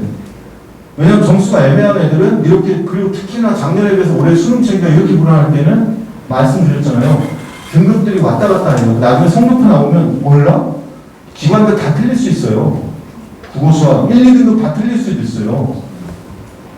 이해되세요? 그러다 보니까 애한테 대학교사를 애가 감정적으로, 심정적으로, 멘탈이 막 흔들려서 시험 안 볼 수도 있지만 포기하는 게 나을 수도 있다는 얘기예요. 아시겠죠? 자, 그 다음에 다 넘어갈게요. 이거 필요 없는 거. 이게 다음 주에 보는 대학들이에요. 최종 이름 다 아시죠? 경북대, 광운대, 성악이, 세종, 아주, 이화, 인하, 중앙. 면접은 다 빼버렸어요. 왜냐면 면접은 사실 수능 최저 기준에 큰 영향을 받는 게 고려대 정도. 고려대 있잖아요. 학업우수. 다음 주에 고려대 학업우수 있잖아요. 서울대나 고려대 발표 다 났어요. 연세대는 이번 주에 당연히 오늘 내일 시험 보고요. 면접. 이렇게 되고요. 수능 이후 대학별고사 응시 관련해서 날짜와 일정 겹치는 거 확인해야 되고요. 자기에게 유리한지 파악해야 돼요. 그리고 제가 말씀드렸잖아요. 이런 거 가채점을 하되 응시 여부를 잘 판단해라. 자신이 가장 자신 있는 유형을 파악해라. 왜냐하면 애들이 겹쳐 쓰는 경우 많고요. 하루에 2개 쓰는 건 다반사예요. 특히 재수생들은 원서 쓸 때 하루에 2학교, 심할 때 3학교 쓰는 애도 있어요. 근데 이게 육체적으로 안 될 때가 있거든요. 그럼 무조건 자기한테 제일 유리한 학교를 가서 응시를 하게끔 해야 돼요. 아니면 둘 다 쓴다고 할 때 뭐 그걸 다 조정을 원서 쓸 때 이미 조정을 해놨어야 되고 이렇게 해서 판단했어야 됩니다. 유리한 거.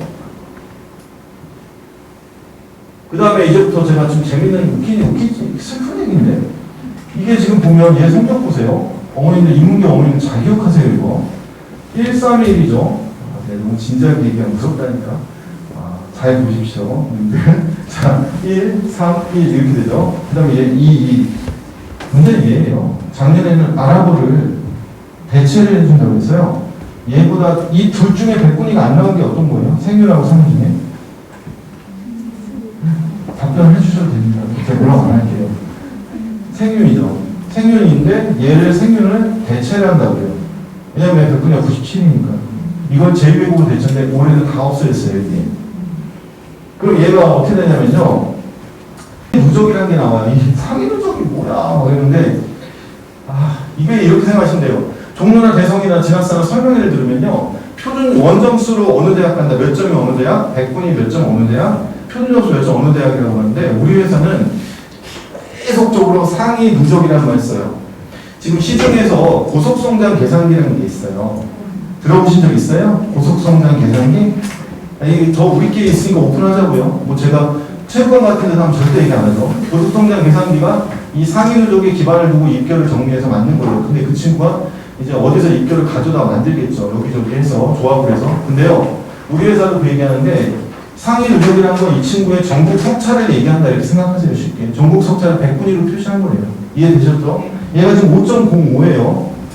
근데 한눈에 봐도 수학이 3등급이니까 와 이게 무슨 뭐 어디를 쓰려고? 근데 얘가 이화여대를 가고 싶어 했어요. 실제 얘기를 좀 해드린 거예요. 스토리를.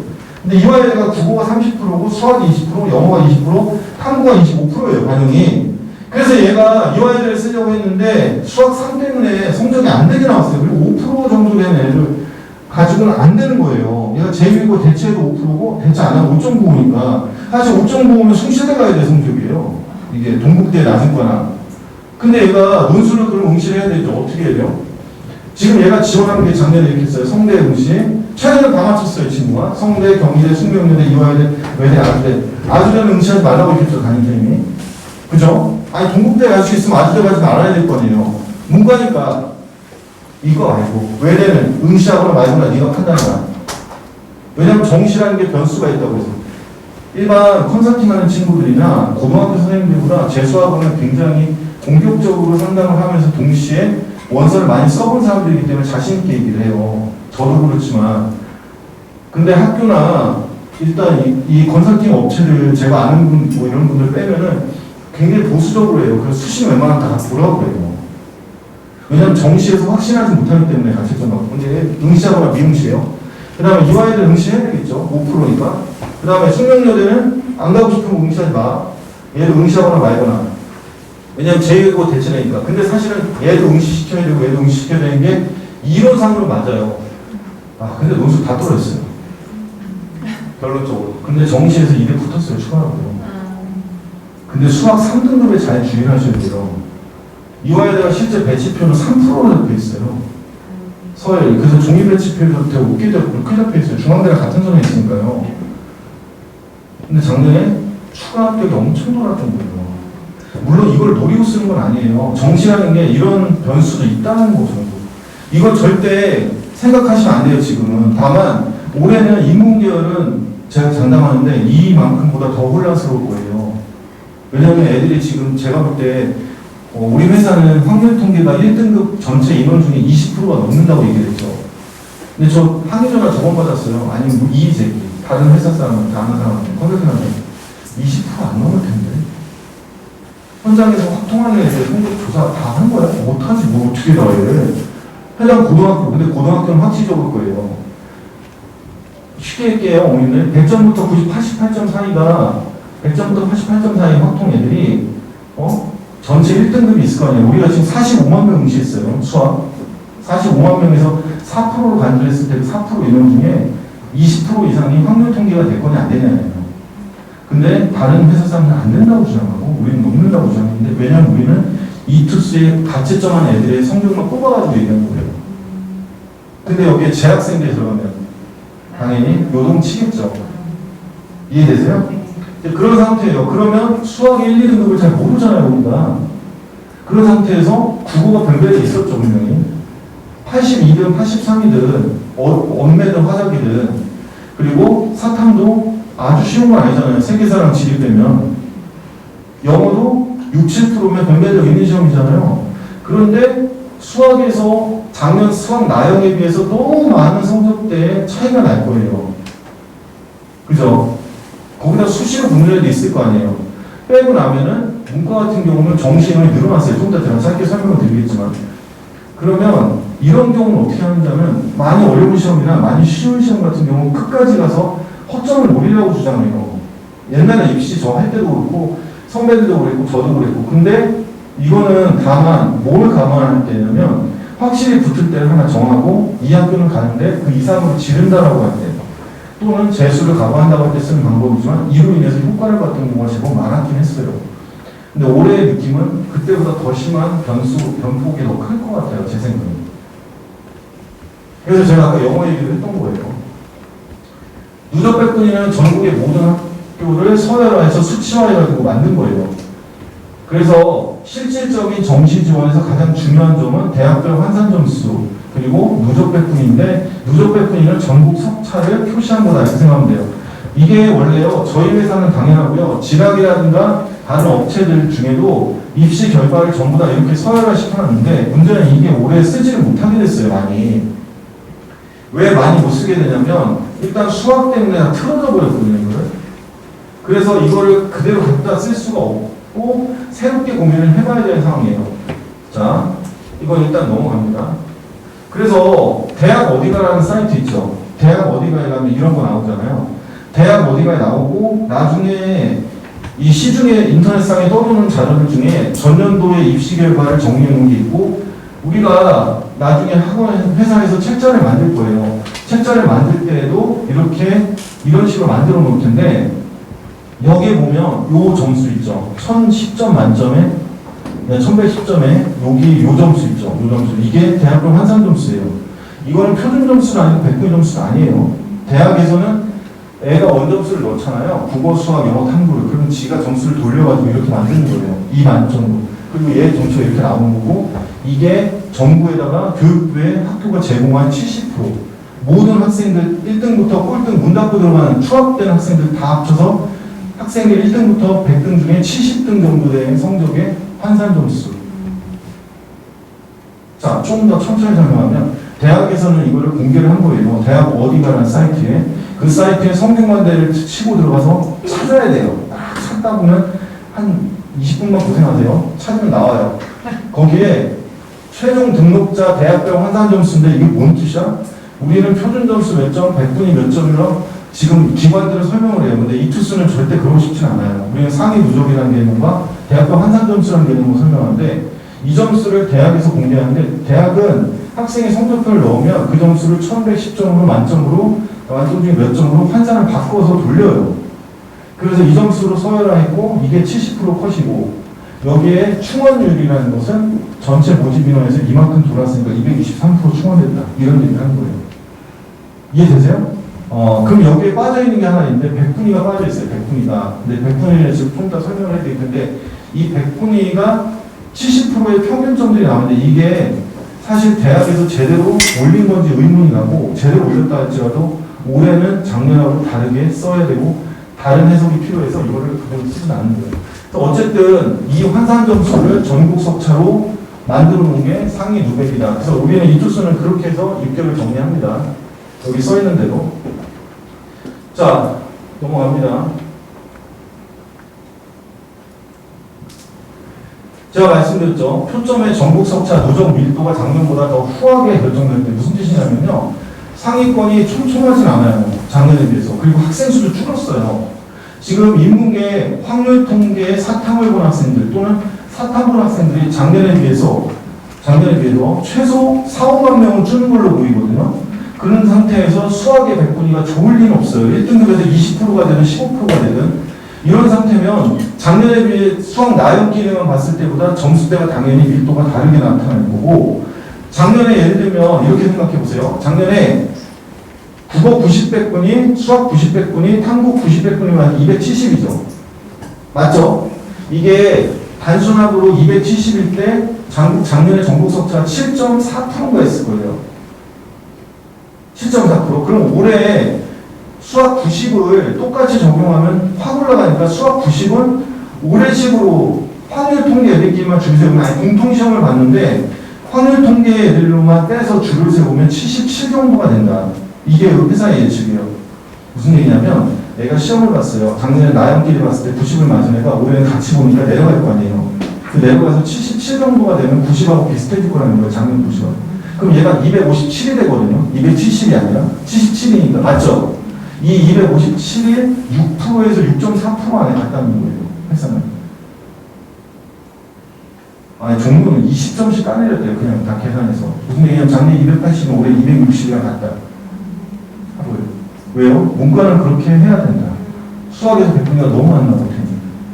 우리는 그렇게는 안 하고 계산 나중에 로직을 갖고 했는데 그래서 작년에 7.4였던 애가 올해 6%가 될 수 있다는 거예요. 동일한 100분위면. 이게 후하다는 뜻이에요. 아시겠죠? 좀 약하게 잡아놓은 거예요. 그 다음에 자연계는 그 반대로 해야 돼요. 빽빽하게. 자연계에 여기서 이의 제기하는 사람도 있거든요. 정시 모집 인원 늘었고 약대도 있잖아요. 약대가 정시 인원이 700에서 800쯤 돼요. 거기다가 정시 모집 인원 늘었거든요. 근데 미적 기하 학생들이 너무 많이 늘었어요. 응시자가. 미적 기하 학생의 응시자가 늘었고 그리고 수학에 대한 고득점이 어떤 부분에서는 내가 말씀드렸잖아요. 표준점수 점수가 높은 애들이 너무 많을 거라고. 그래서 조금 더 빽빽하게 잡아놨다는 거죠. 이해되셨어요? 모집 인원도 늘었지만 응시 인원도 늘었다 이런 얘기예요. 자, 이거는 자연계인데요. 그냥 쉽게 얘기할게요. 1, 2, 1 이게 작년에 93이잖아요. 그럼 올해는 몇 정도 될 것 같으세요? 이거보다 내려와야 나는데 공통해서 얘가 작년에 93을 많이 했던 애예요.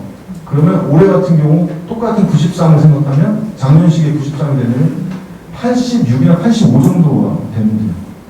그러니까 쉽게 말하면 이게 93이잖아요, 얘가요. 그죠? 93인데 이 100분위를 맞기가 작년에는 어려웠죠. 근데 올해는 진짜 쉬울 수도 있다. 이렇게 생각합니다. 올해 93을 맞으면 얘는 실제로 작년에 85, 86. 그리고 실제로 97이나 98 정도 돼야지 올해 작년에 93의 효과가 나타나는 거예요.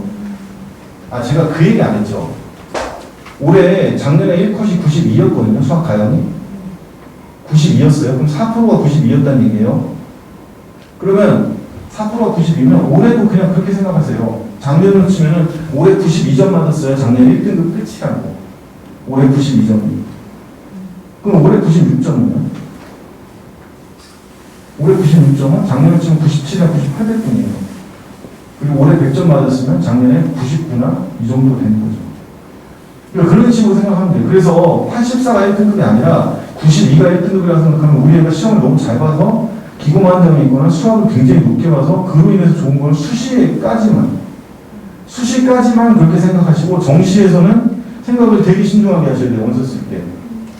왜냐하면 자연계끼리만 놓고 미적기하끼리만 놓게 치면 확 다 빼면 얘가 92점이 실제 92점의 기준 그 정도의 위치를 차지하지 못할 거라는 얘기예요. 그래서 이 친구가 지금 이렇게 됐죠. 2, 2고. 근데 얘 같은 경우는 나중에 다 응시를 의대 말고는 안 하게 했어요. 이건 나중에 넘어갈게요. 여기서 한의대 붙었거든요. 이 친구가. 셋 다 한의대 써서 셋 다 붙였는데 지금 성적 보면 이렇게 나와요. 1, 2, 1, 2, 1. 이게 한의대 들어간 성적이라고 생각하세요. 그냥 편하게. 대신 수학은 이거보다 높아야겠죠. 올해는 97이나 9800분이나 돼야 돼요. 이게 작년이에요. 근데 이게 자연계끼리만 봤을 때. 근데 올해는 같이 봐서 100분이가 이거보다 높게 돼 있을 거 아니에요. 근데 그 거품 빼면은 98 정도 되는데 실제 빼면 93 정도. 빼기 4랑 5 정도 하셔야 돼요. 이걸 모지에다 올려놓는다고 하거든요. 회사가. 그러니까 나중에 보시면 돼요. 학생들. 그리고 모지의 배치는 이걸 감안하고 돌고 있어요. 지금 다. 감안하고. 그래서 수학 100점이 너무 많다는 얘기를 제가 초조해 했는데 수학 100점이면 작년으로 치면 96이라는 얘기예요. 제 느낌에. 진짜 100은? 물론 100이겠죠. 왜냐면 그 이상 점수 없습니다. 하지만 100점이 너무 많다. 저 인간이 자꾸 복창 듣네. 이렇게 생각하시면 안 되고요. 자, 그 다음에 정시전형 기본과정 몇 가지 설명할게요. 종이배치표는 대학 라인 잡는다고 아까 얘기했으니까 넘어갈게요. 설명드렸죠. 지금 보세요. 여기가 표준점수고요. 여기가 100분이에요. 이제부터 빨리빨리 합니다. 표점 100분이. 라인 벗어요. 위에 거. 가로로 쭉 그라고 있잖아요. 제가. 근데 여기서 주의해야 될 게 같은 라인이라고 해도 여기는 표준점수고 여기 100분이잖아요. 이 학교도 가고 이 학교도 간다고 단순하게 해석하시면 안 돼요. 왜냐면 표준점수에 유리한 학생이 있고 100분이 유리한 학생이 있어요. 이거를 이 투수는 모지에 들어가서 점수 돌리면 처음에 성적 분석하기가 나와요. 그럼 얘가 전국 석차를 보여주거든요. 표준 점수는 5%인데 100분위는 3.8% 나와. 100분위 유리하는 거예요. 이거는 어떨 때 나타나냐면요. 올해 같은 경우는요. 표준 점수 유리하는 국어 잘 보내요. 무조건. 그리고 100분위 유리하는 수학 잘 보낼 거예요. 왜냐면 국어의 표준 점수가 굉장히 올라갈 거예요. 국어를 좀 잘 보고 수학을 좀 덜, 그 동점 때로 수학을 덜 잘 보내있죠. 걔는 표점이 높게 나오고요. 국어를 좀 못 봤는데 수학을 잘 보내있죠. 다 맞으네. 100분이 100 나올 거 아니에요. 그럼 얘는 100분이가 유리해야 될 거 아니에요. 어렵다고 했나? 자, 이렇게 됩니다. 자, 이렇게 돼요. 그 다음에 라인 잡고 위아래 두세 줄씩 신경 쓰라고 했죠, 제가. 넘어갈게요. 그리고 이거 서열 생각하세요. 아, 부산대 어떻게 해. 계속 낮아져. 세종대랑 부산대 같이 쏘는데 세종대가 더 높아. 사실은. 실상. 이 동네에 부산대 쓰라고 하면 아버지가 시켰을 때 빼면 안 써요. 아빠가 세종인데? 장난치냐? 부산대 써. 할머니 있으니까. 싫은데? 이런 거 있잖아요. 너 할머니랑 외할머니랑 같이 살고 내려가서. 싫어! 이런 경우만 아니면 부산대 안 써요. 여기는 서울 경기는. 그죠? 근데 아버지는 기가 차다 이거죠. 무슨 세종대랑 부산대가 옛날에 얼마나 셌는데 옛날 얘기 하시면 안 된다 이런 얘기 하는 거죠. 옛날에 부산대 셌죠. 20년 30년 전 얘기로 거슬러 올라가면. 그렇죠? 자, 이렇게 돼요. 이렇게 서열화가 되어 있는 거예요. 이걸 보실 때 씁니다. 아시겠어요? 이게 같은 라인이에요. 이렇게. 근데 똑같진 않아요. 원소를 넣을 때 반영 비율을 지금 적용을 못한 상태라고 했잖아요. 그래서 1대1로 했을 때 대략 그래서 세종대랑 부산대랑 비슷하고 전남대, 사범대가 세고 나머지 내려가 있겠죠. 아무래도 대구, 경북, 부산 쪽 인구가 많으니까 얘가 전남보다 위겠죠. 이거 종이 서열화 시킬 때 맨날 빨간펜 갖고 하던 기억이 있어서 그런데 이 배치표는 그렇게 해서 라인 잡는 데 쓰신다 이렇게 생각하시면 되고 나머지 뭐 이렇게 깔아놓고 글을 깔고 그러지 마시고요. 자, 그 다음에 대학 검색은 모지는 이렇게 생겼어요. 연구소의 유튜브 채널을 보시면 이 사용법이 있고요. 소장님께서 아마 찍어 놓으셨을 거예요. 유튜브 채널에. 근데 모지가 아주 쉽진 않아요. 이게. 그래서 이거를 한번 재밌다, 흥미있다, 이거 한번 도전해보기 만드는데 이렇게 생각하고 보세요. 복잡하다고 해서 안 보시고 애 불러, 야, 이거 네 성적 봐. 내가 못 보겠다. 아우, 짜증나. 이러시면 안 되고 학생이랑 같이 보시면 쏠쏠한 자료가 되게 많아요. 우리 회사의 특징 중 하나가 기능은 진짜 협재예요. 흘러간 얘기는 LG 핸드폰 생각나요. 자, 기능은 정말 많은데 너무 많아서 쓰지 못하는. 자, 대학 검색 나의 지원 연한 모지 AI 검색 계획을 쭉 있고 이거보다 훨씬 더 앞쪽에 성적 검색 있고요. 이 테마 검색 누르면 그거 드러나요. 계열로. 보건계열, 의학계열, 사범계열 쭉 다 있어. 그걸 찍으면 성적에서 되는 학교를 다 뽑아줘요. 그냥 쭉. 됩니다. 이거 무료로 사용할 수 있으니까 보세요.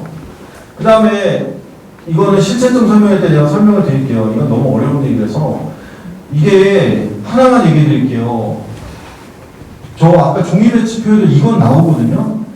이게 뭐냐면 우리가 성적표를 보면 표준점수하고 100분위 등급만 나오죠. 그러면 여기에 표준점수를 사용하는 대학이라는 뜻은 표준점수만 이용한다. 얘는 표준점수와 100분위를 같이 이용한다. 여기까지 이해되세요? 근데 이건 뭐야? 표준점수, 변환점수. 이 변환점수는 지금 안 나오고 수능 성적표가 나와야 돼요. 12월 10일 이후에. 그 다음에 표준점수인데 과목 최고점을 분모로 봐요. 이건 뭐야? 이 방법이 있어요. 이거는 좀 어려운 얘기인데 이거는 왜 이런 문제가 생겼냐면 예전에 수학이 진짜 쉬웠던 시절에는 수학 표준점수 100점을 125 이러던 시절이 있었어요. 다 맞은 애가 4%가 넘어요. 하나 틀리면 2등급 이렇게 될 때가 있거든요. 3등급은 아니더라도. 근데 이렇게 만점자가 너무 많이 했던 시절에는 수학을 어떻게든 좀 수학 잘 본 애들이 그나마 득이 되게 하려고 125분의 학생이 맞은 점수를 나누게 했어요. 125인데 125는 1이잖아요. 이해되세요? 이 방법인데 그 시절에는 국어가 140, 영어도 138 뭐 이랬어요. 근데 표준 점수로 애가 영어를 2개 틀렸는데도 130이 나와요. 138분의 130이면 수학을 못 이기는 거예요, 얘가. 이 대학이 왜 이 방법 썼겠어요? 그래도 수학 잘 보내 살리려고.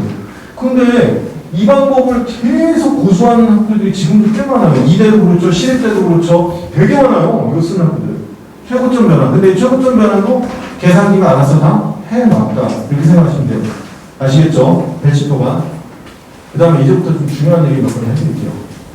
막상 원서 쓸 때 다시 설명을 해드릴 수 있을지 모르겠는데 정시인원 늘어났다고 했죠. 여기 지금 보시면 모집인원 보시면 고려대 같은 경우 저 인문계 379인데 702로 늘어났잖아요. 자연계 462, 665. 그 다음에 서울대 같은 경우 293, 373. 그 다음에 성균관대에서 540, 650 늘어났잖아요. 정시 모집인원 늘어났어요. 그래서 여기 보면 가군이 지금 가군 인문계가 2,592명이던 게 3,417명. 그 다음에 자연계가 4,614명이던 게 5,753명이에요. 이게 실기 전형까지 포함한 인원수일 거예요. 근데 정시 100%만 하면은 조금 달라지긴 해요. 그래서 회사들마다 조금씩 달라요. 정시를 실기까지 포함하는 정시 전형까지 다 넣을지 그냥 정시 수능 100%만 넣을지에 따라서 그 대신 는 거는 확실하다. 이렇게 생각하시면 돼요. 그래서 어느 정도 늘었냐 이거예요. 서울대 연고대는 인문계열 같은 경우는 546명 증가했고 자연 593명. 작년으로 치면 대학 하나가 늘어난 거예요. 그 다음에 서성화는 353, 405, 이중경 외시는 560, 420, 권동홍수는 287, 348, 국sun대는 137, 110. 저는 저 표현을 되게 싫어해요. 이중경 외시, 저 순서대로 안 가요, 서를. 그 다음에 권동홍수도 저대로 안 가요. 홍익대가 얼마나 센데 다 불려서. 근데 그냥 우리가 부르기 쉽게 관념적으로 받아들이는 방식이에요. 여기 보면 고려대 같은 경우는 증감 따로 학교만 놓고 봤을 때는 굉장히 많이 는 거 되죠. 는 게. 그 다음에 연이어서 해야 될 게 군 이동이에요. 지금 보시면 서울대는 가에서 나로 바뀌었죠. 인문은. 연세대도 나에서 가로 바뀌고요. 그러면서 인원이 늘었어요. 두 가지를 동시에 생각하셔야 돼요. 군의 배치가 달라진 것과 그러면서 동시에 인원이 는 것. 그러면서 교차되면서 서로 간에 생기는 격차들도 있겠죠. 지금 잘 봤을 때 가군, 나군 중에 인문계열 놓고 보면 어디가 많아요? 20년도? 한눈에 봐도 가군이 많아요. 가군에 지금 연세대, 고려대가 들어왔잖아요. 작년에는 서울대만 있었고 연고대가 없었잖아요. 그죠? 그러면 하나의 팁이에요. 서강은 일로 같이 튀었거든요. 그러니까 얘네랑 마주칠 일은 없죠. 직접. 군에 하나밖에 없으니까 서강대가 연고대랑 같이 공유할 이유는 없잖아요. 근데 성균관대 여기에 있는 284명이 그러니까 얘네가 나눠져 있었는데 성대 가군에 366. 이들은 그럼 뭐냐예요. 그러면 얘네가 아마 여기서 일로 넘어가는 거거든요. 그리고 얘네는 이렇게 가고. 이해되세요? 그러면 얘네 같은 경우를 쓸 때는 얘네들과 견줘서 봐야 돼요. 무조건. 그러면 나군에 있는 성대와 가군에 있는 성대 중에 점수가 어디가 높으실 것 같아요? 나중에 입시되면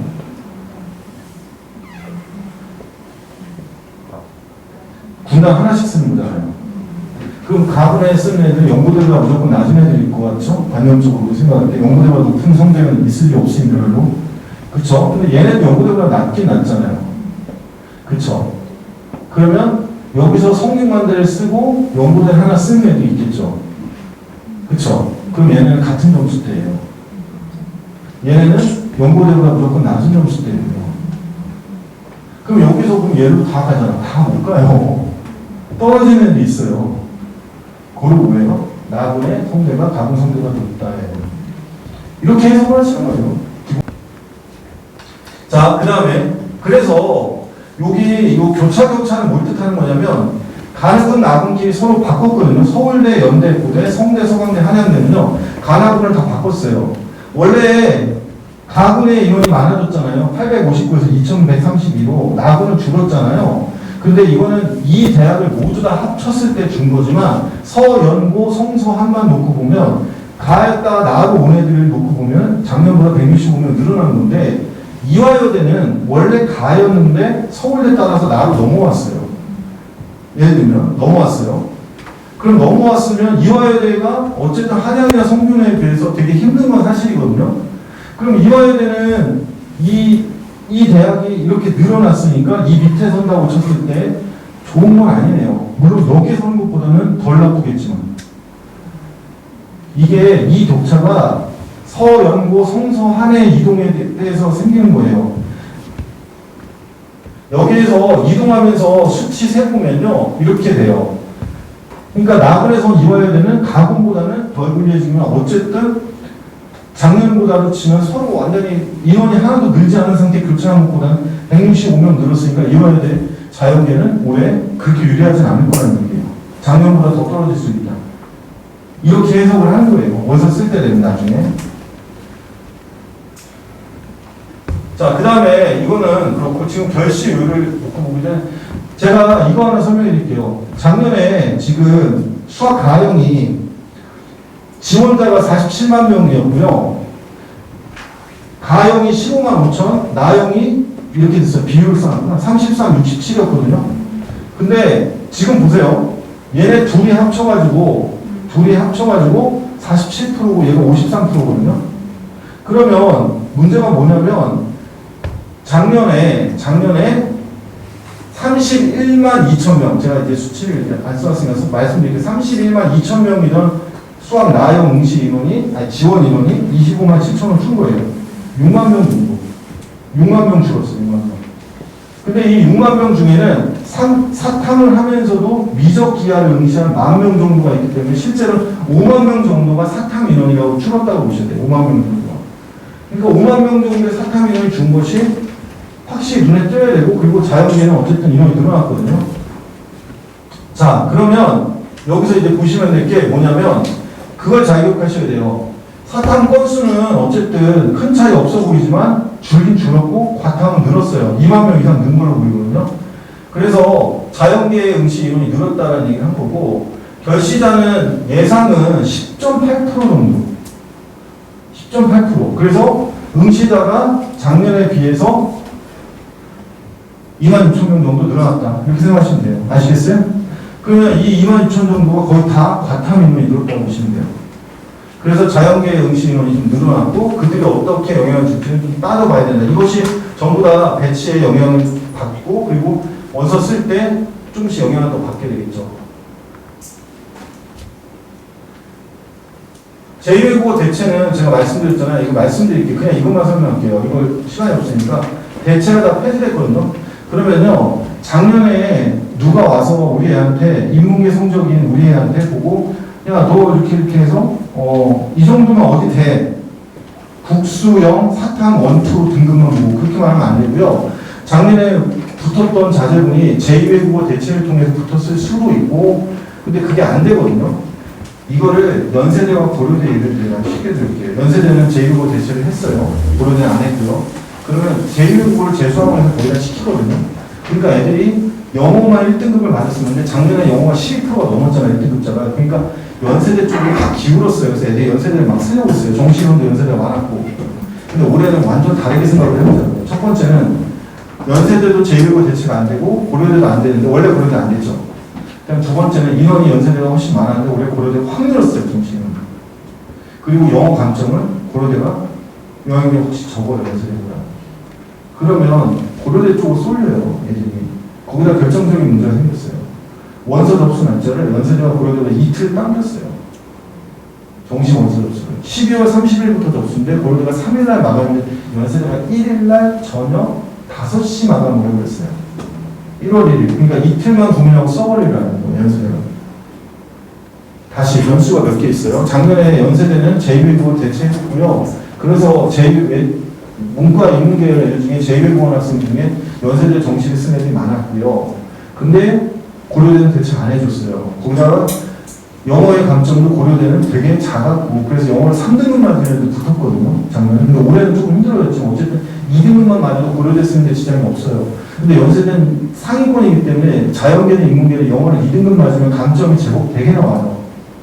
근데 다 바뀌었어요. 둘 다 제2외국어 대체 안 하고 고려대 인원이 늘었고, 그쵸?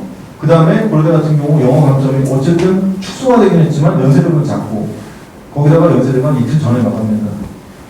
이것이 인문계 최상위권한테는 상당한 변수예요. 인문계 최상위권. 근데 여기에 이과 자연계들이 넘어올 거냐, 그 문제만 따지면 결국 고려대 연세대에 쓰는 거는 어쨌든 그림은 나와요. 바로 저 같은 경우는. 이게 그 조경표예요. 그러니까 이거는 그냥 보기만 하세요. 이거를 생각할 필요 없어요. 모지에 들어가면 정시 실체점 되면 다시 나오고요. 이 말은 뭐냐면 우리가 자연계획 미적기와 과탐본 애들은 미적기와 과탐 애들끼리 경쟁을 하고 확률통계 사탐한 애들은 확률통계 사탐한 애들이 경쟁한다고 했을 때 수학을 지금 성적을 같이 내고 있는 걸 쪼개본 거예요.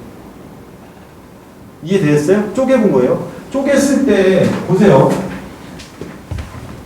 96인 100분위를 받은 애가 있어요. 올해 84점이라고 시작이죠. 그럼 얘는 작년으로 치면은 92라는 얘기예요. 근데 확통계가 96을 받았다? 그럼 100이에요. 안 봐도 뻔해요. 왜? 확통계들끼리 경쟁하잖아요. 그럼 96이면 진짜 받기 힘든 환경. 왜냐면 100점을 맞은 애는 별로 없어요. 확통에서. 그 바로 96이 거의 최상위 정도예요. 이런 얘기를 이렇게 생각하시면 돼요. 확률 통계 응시하는 게 53%였지 않아요? 전체 45만 명 중에. 그죠? 그 53% 중에 1등급에 속하는 애. 그러니까 전체 1등급 중에 확률 통계 비중하고 확률 통계 애들 중에 1등급 맞으면 서로 다른 개념이에요. 확률 통계 1등급 전체 수학 1등급자 중에 확통, 미적, 기하도 다 섞여 있죠. 아우 답답한 사람인데 그거 정부가 밝히잖아. 안 알려줘요. 안 알려줘요. 6월 9월 시험 끝나고 안 알려줬어요. 그래서 저희가 제일 짜증나는 게 작년하고 올해 달라진 가장 큰 이유 뭔지 아세요? 정시 배치할 때? 아니 표준 점수 때 미적 기하 애들을 안 알려주는 거야. 예전에 어떻게 했냐면 수학 가역 나누고 표준 점수랑 인원수를 다 알려줬단 말이에요. 그러니까 나 위에 몇 명 있는지 알게 됐어요. 밑에도 몇 명 있는지를. 그 중에 수시에서 부천에 빼면 대략 추산하면 나오잖아요. 등수가. 그걸 갖고 국어, 수학, 영어 사탐을 해가지고 줄 세우고 국어, 수학, 영어, 과학을 줄 세우면 안 알려줘요. 왜 안 알려주냐니까 통합수능의 취지에 어긋난대요. 계속.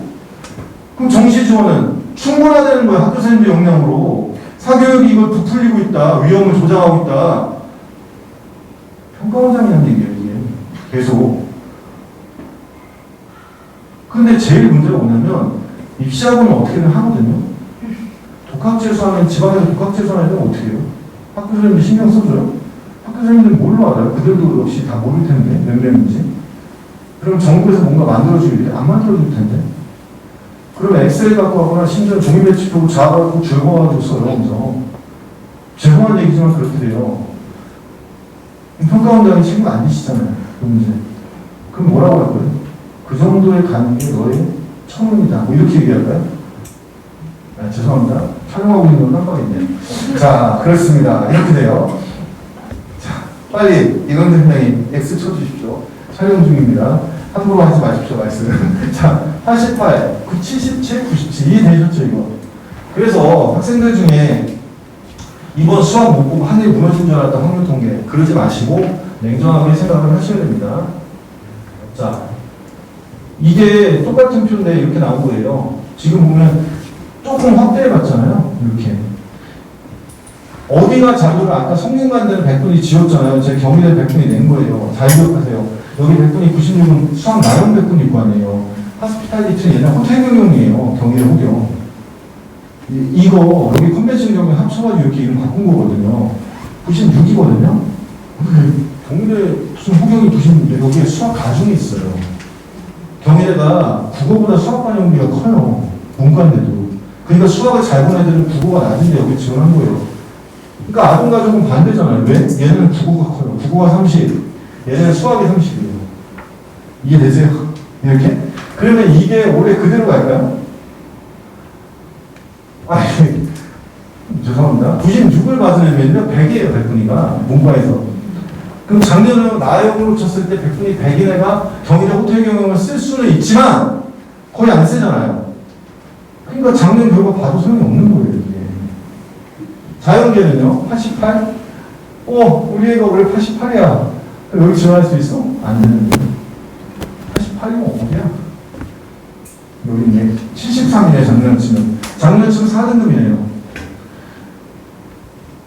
작년 치면 4등급이에요. 올해 88이 맞으면. 그러니까 올해는 몇을 맞아야 되는 거야, 얘가? 88이 되려면. 가요. 95나 96 맞아야 되네요. 즉, 원점수 84점을 맞아야지 경희대 화학과를 지원하게 되네요. 이거를 빠르게 생각을 못해요. 어떻게 하실 거예요, 이거? 일일이? 여기 옆에 놓고 계산하시면 돼요, 일일이. 근데 배치표가 알아서 해주길 바라요, 온라인 배치표가. 근데 이거를 감안하고 하는 게, 우리 회사는 감안하고 할 거예요.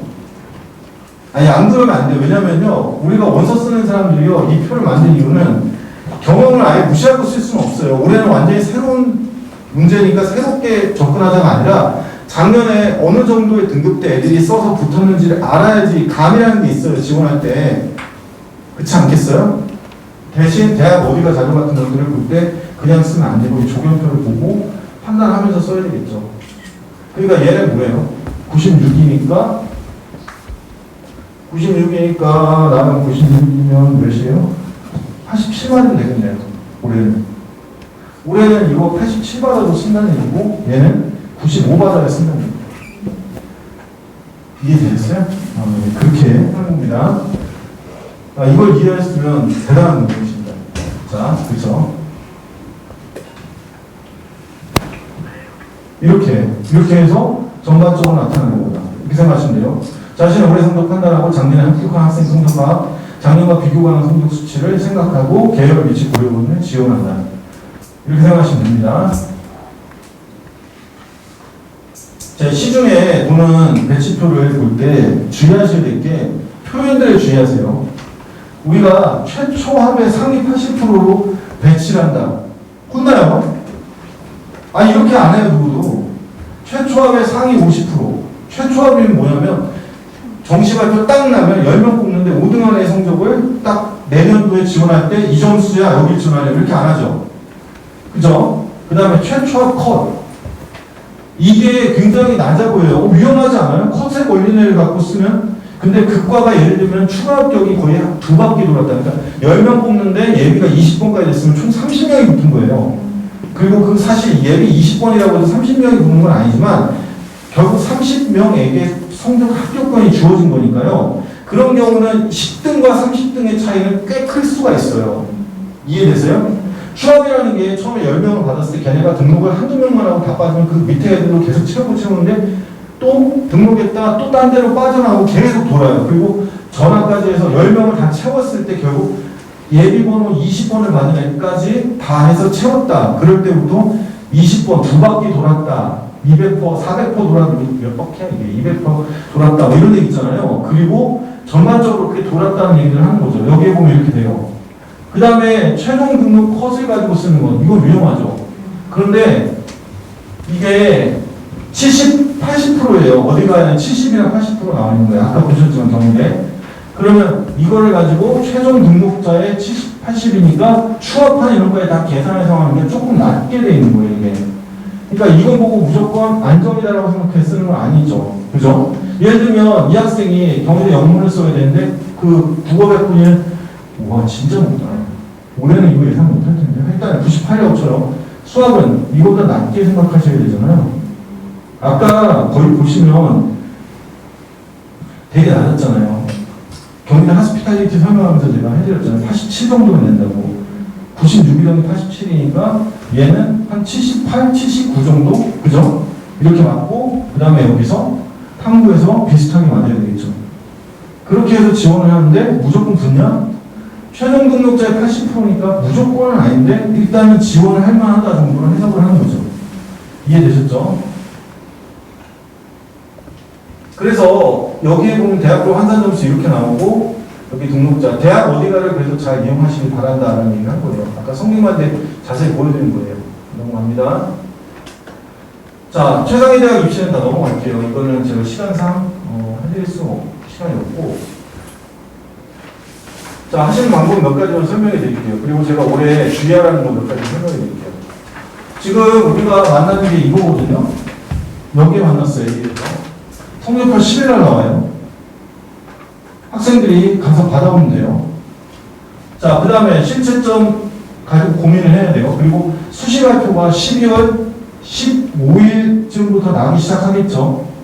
그 전부터 나기 시작해요. 학교들은 대학 마음이에요. 발표 날짜가 14일인데 11일 날 발표도 상관없는 거예요. 성적표가 10일 날 받았죠. 그럼 대학으로 넘어와요. 그럼 수시 지원한 애들 성적을 땡겨올 수 있거든요, 자료를.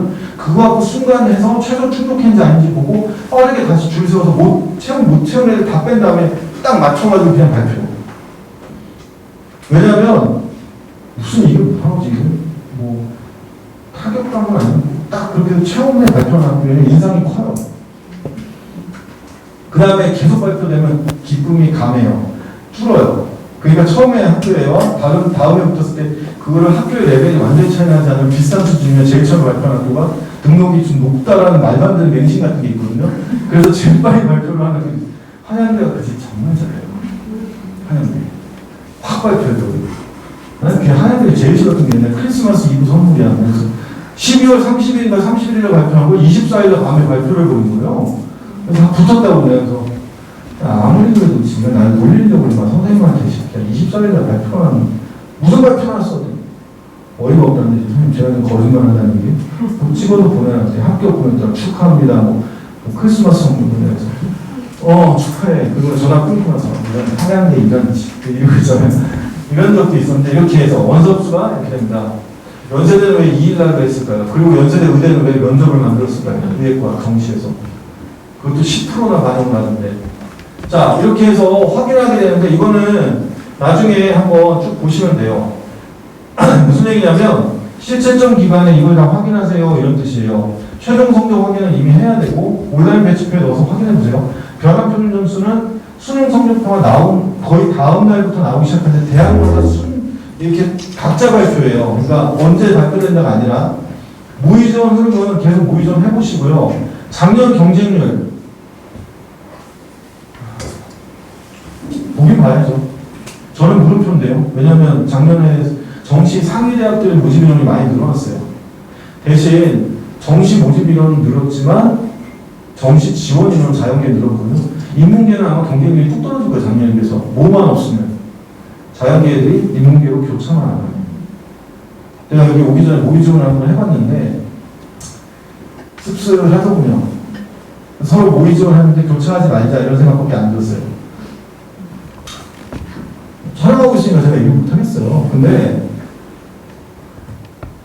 이런 식의 수능 시험이면 인문계 애들이 내년도에 재수를 한다거나 고3됐을 때 미적분 기하를 수학이 좀 부족한데도 억지로 하겠다고 하는 애들이 등장할 거고 아예 미적분 기하 바탕으로 돌리는 애들이 증가할 것이고 공부를 잘하는 상위권 학생들은 확률 통계 사탕을 안 하려고도 할 수 있고 저는 이런 부작용이 있을 거라고 봐요. 이게 계속되면.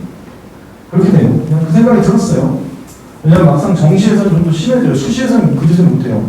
안 뽑아버리면 끝이니까. 그쵸? 그리고 자연계도 인문논술 못 보잖아요.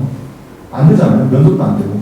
근데 정시는 인문 확통 사탕을 본 애들은 자연계과를 지원을 못하게 하는데 미적기하 바탕한 애들은 인문계과를 다 지원하게 해놓은 거니까. 우스개 내가 느낌에 좀 이따 설명을 잠깐 드릴게요. 제가 걱정되는 거. 그 다음에 추합인원도 한번 보시긴 하셔야 된다. 그래서 어디서 봐요? 그럼 여기서부터 나오겠죠. 대학 입학처 뭐지? 대학 입학처 뭐지? 추합인원 어디가? 그리고 아까 제가 말씀드렸잖아. 어디가? 좀 전에 보셨던 게 쭉 경희대랑 성균관대 그거 자료. 근데 그거 찾아서 보시면 재미는 있는데 누군가 만들 거예요. 다 긁어가지고. 요즘은 기술이 좋아져서 그런데 제가 말씀드렸잖아요. 기술이 좋아지고 인공지능이나 모델하는데 어느 순간 그 생각 들던데요. 이게 돈은 벌리는데 생각은 진짜 안 하게 만드는데 사람. 생각은 정말 안 하게 만든다고. 이게 사회의 올바른 방향인지 잘 모르겠어요. 이게 전반적인 모든 사회에서 다 그런 것 같은데 생각이라는 걸 잘 안 하게 만들게 하시더라고요. 공학계도. 왜냐면 찾는 느낌을 통해서 뭔가 발견하는 느낌은 없어요. 그냥 알아서 치면 찾아주더라고요. 그렇게 할 거예요 아마 전반적으로. 이렇게 됩니다. 이거 찾으시면 되고요. 하나씩 제가 설명을 드릴게요. 제 마지막 정리입니다. 딱 오신 분들을 위해서 생각을 해봤는데 이거 안 하려고 했었어요. 왜냐하면 저를 또 언제 볼지 모르시니까 국민들이 다시는 못 볼 수도 있고. 그래서 자연계 상위권 수학의 고득점자가 많다. 맞아요. 제가 볼 때는 표점 고득점이 과잉 추정될 것 같아요. 지금 그 고속성장 계산기라는 거 혹시 받으신 분인데 그거 수학, 이과, 자연계요. 그냥 듣기만 하세요. 잘못 매겼어요. 지금 내가 볼 때. 무슨 얘기냐면 수학을 너무 후하게 점수를 줬어요. 미적분을.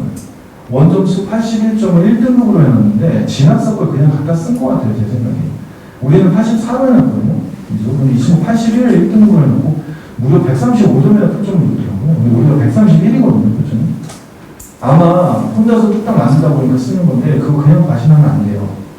나중에 조정은 씨가 하려고 하겠죠. 그러니까 쉽게 말하면 수학의 점수가 높은 건 맞아요. 특히 미적분 기하는 학생들. 그런데 그렇다 하더라도 그들끼리 대학을 가기 쉬워지는 건 아닌 것 같다. 그리고 사실 올해 은혜 7대, 한의대, 그리고 수의대 약대인데 약대가 700에서 800명 정도 돼요. 그리고 정시에서 수시에서 2월되는 애들까지 치면. 근데 의대 인원도 한 100명쯤 늘었거든요. 치대는 별로 안 늘었고 한의대도 별로 안 늘었고 수의대도 별로 안 늘었는데. 근데 어쨌든 자연계에 그래서 우와 대박이라고 그러는데 생각도 못하게 대학 단위라 반전한 애들이거나 혼자서 반전한 애들이 좀 있어요. 제가 아까 말한 90이 100이고 40이 40이면 아니라 혼자 반전해요. 서울대 다니잖아. 의대가 있다고. 그런 애들 있어요.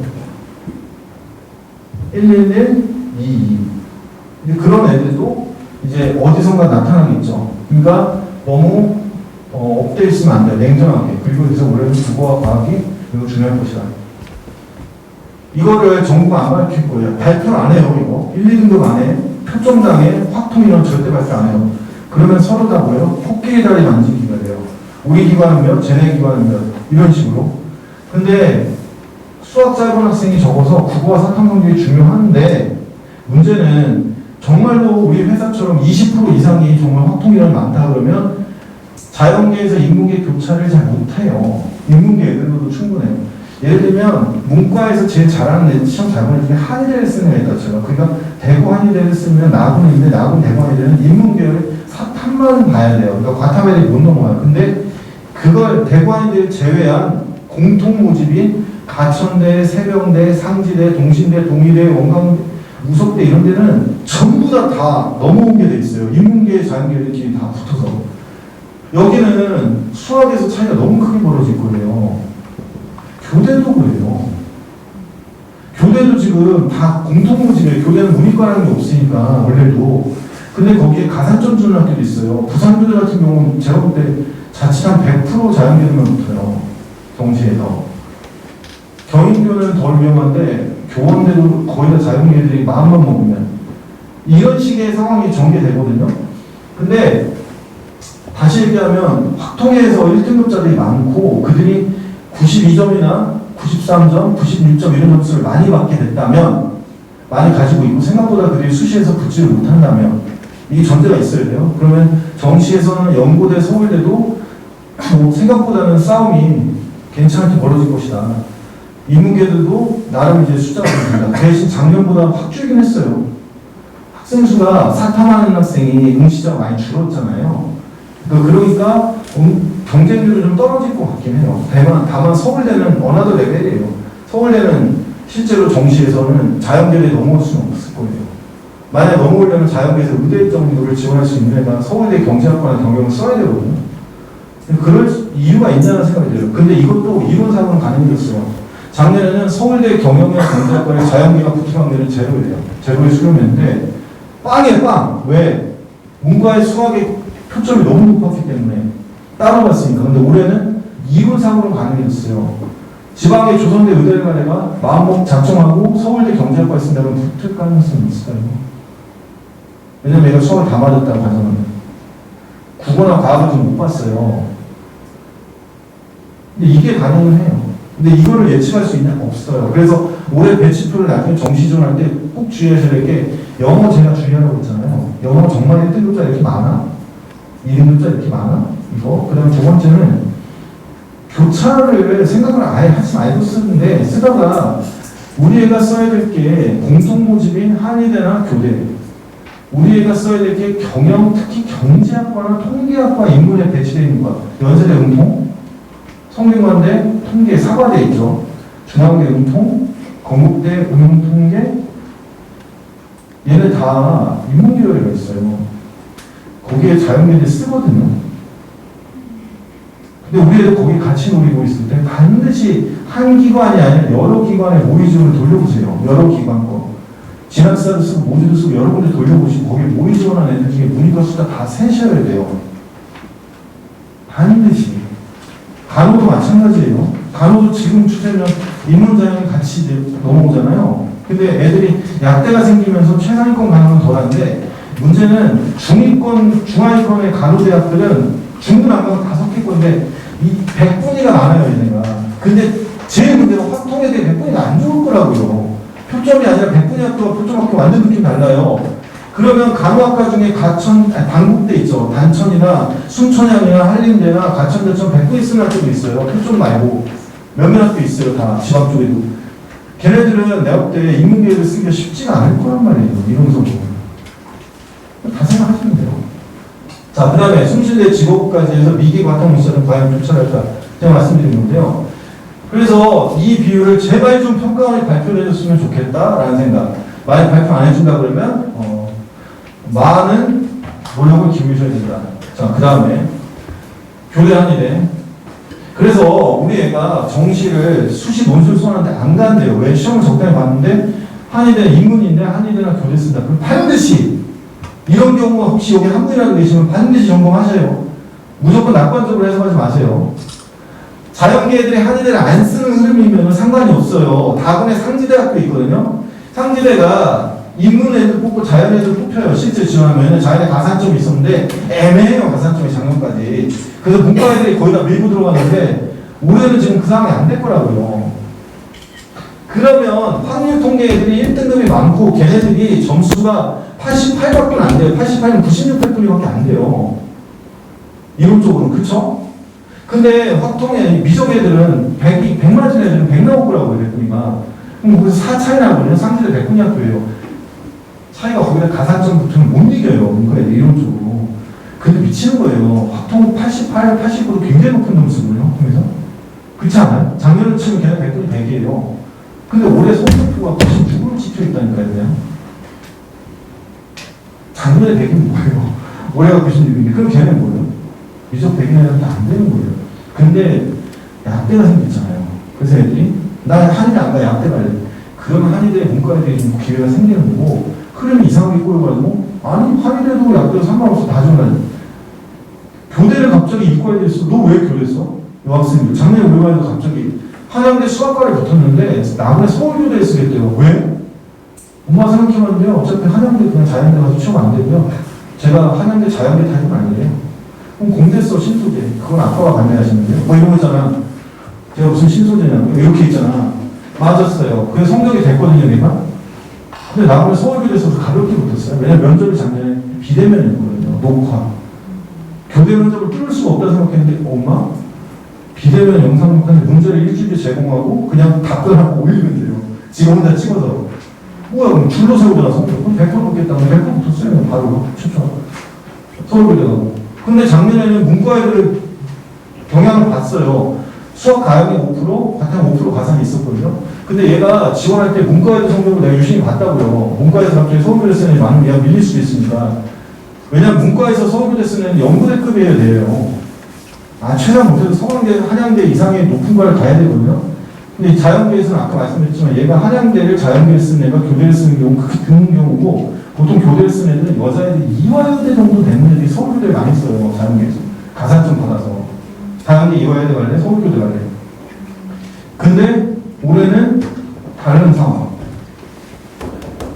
그 다음에 말씀드렸죠. 서로 깎아먹을 것인지 공존할지. 수의대는 난 왜 안 떨어지는지 모르겠는데 발상을 바꿔야 될 것 같아요. 제가 꼰대인 거예요. 반려동물과 같이 가려고 정말로 아름다운 마음을 갖고 있는 학생들이 많은데 거의 너는 돈으로만 생각하니? 뭐 이런 거 있잖아요. 그죠? 동물과 동물을 사랑하는 학생이 많다. 그럼 수의대는 강권할 것이고 만약에 동물을 생각 안 하고 돈이 먼저야. 그러면 수의대를 왜 가겠니? 건대 수의대 갈래? 조선대 치대 갈래? 어머니 어디가 보이시고요? 조선대 치대 건대 수의대. 애매하죠 이거 진짜. 근데 성적 비슷해요 걔네들이. 조선대 치대랑 건대 수의대. 근데 건대 수의대는 반대 치대랑 그런 건대 수의대. 그럼 엄마들 생각이 많아요. 단국대는 가까운데 막 이런 거 있잖아요. 여기서 조금 막 이런 거. 자, 그 다음에 인문계는 웬만하면 버티고 사회전환 생각보다 높은 대학 갈까? 이것만 없으면 올해는 기회일 수도 있는데 물방 무기방이 될 수도 있어요. 자칫하면 정시에서 물방 무기방 이거 낚시존 알고 있는 분들도 아시죠? 그런데 만약에 자연계획이 미치겠다.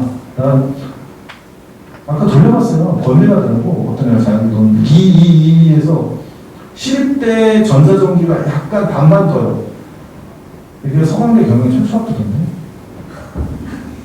이거 지울 수 있나요? 하자 그냥 사실대로. 뭐 확실하게 몰라. 11대 전자전기 정도 되나 말라. 서강대 경영.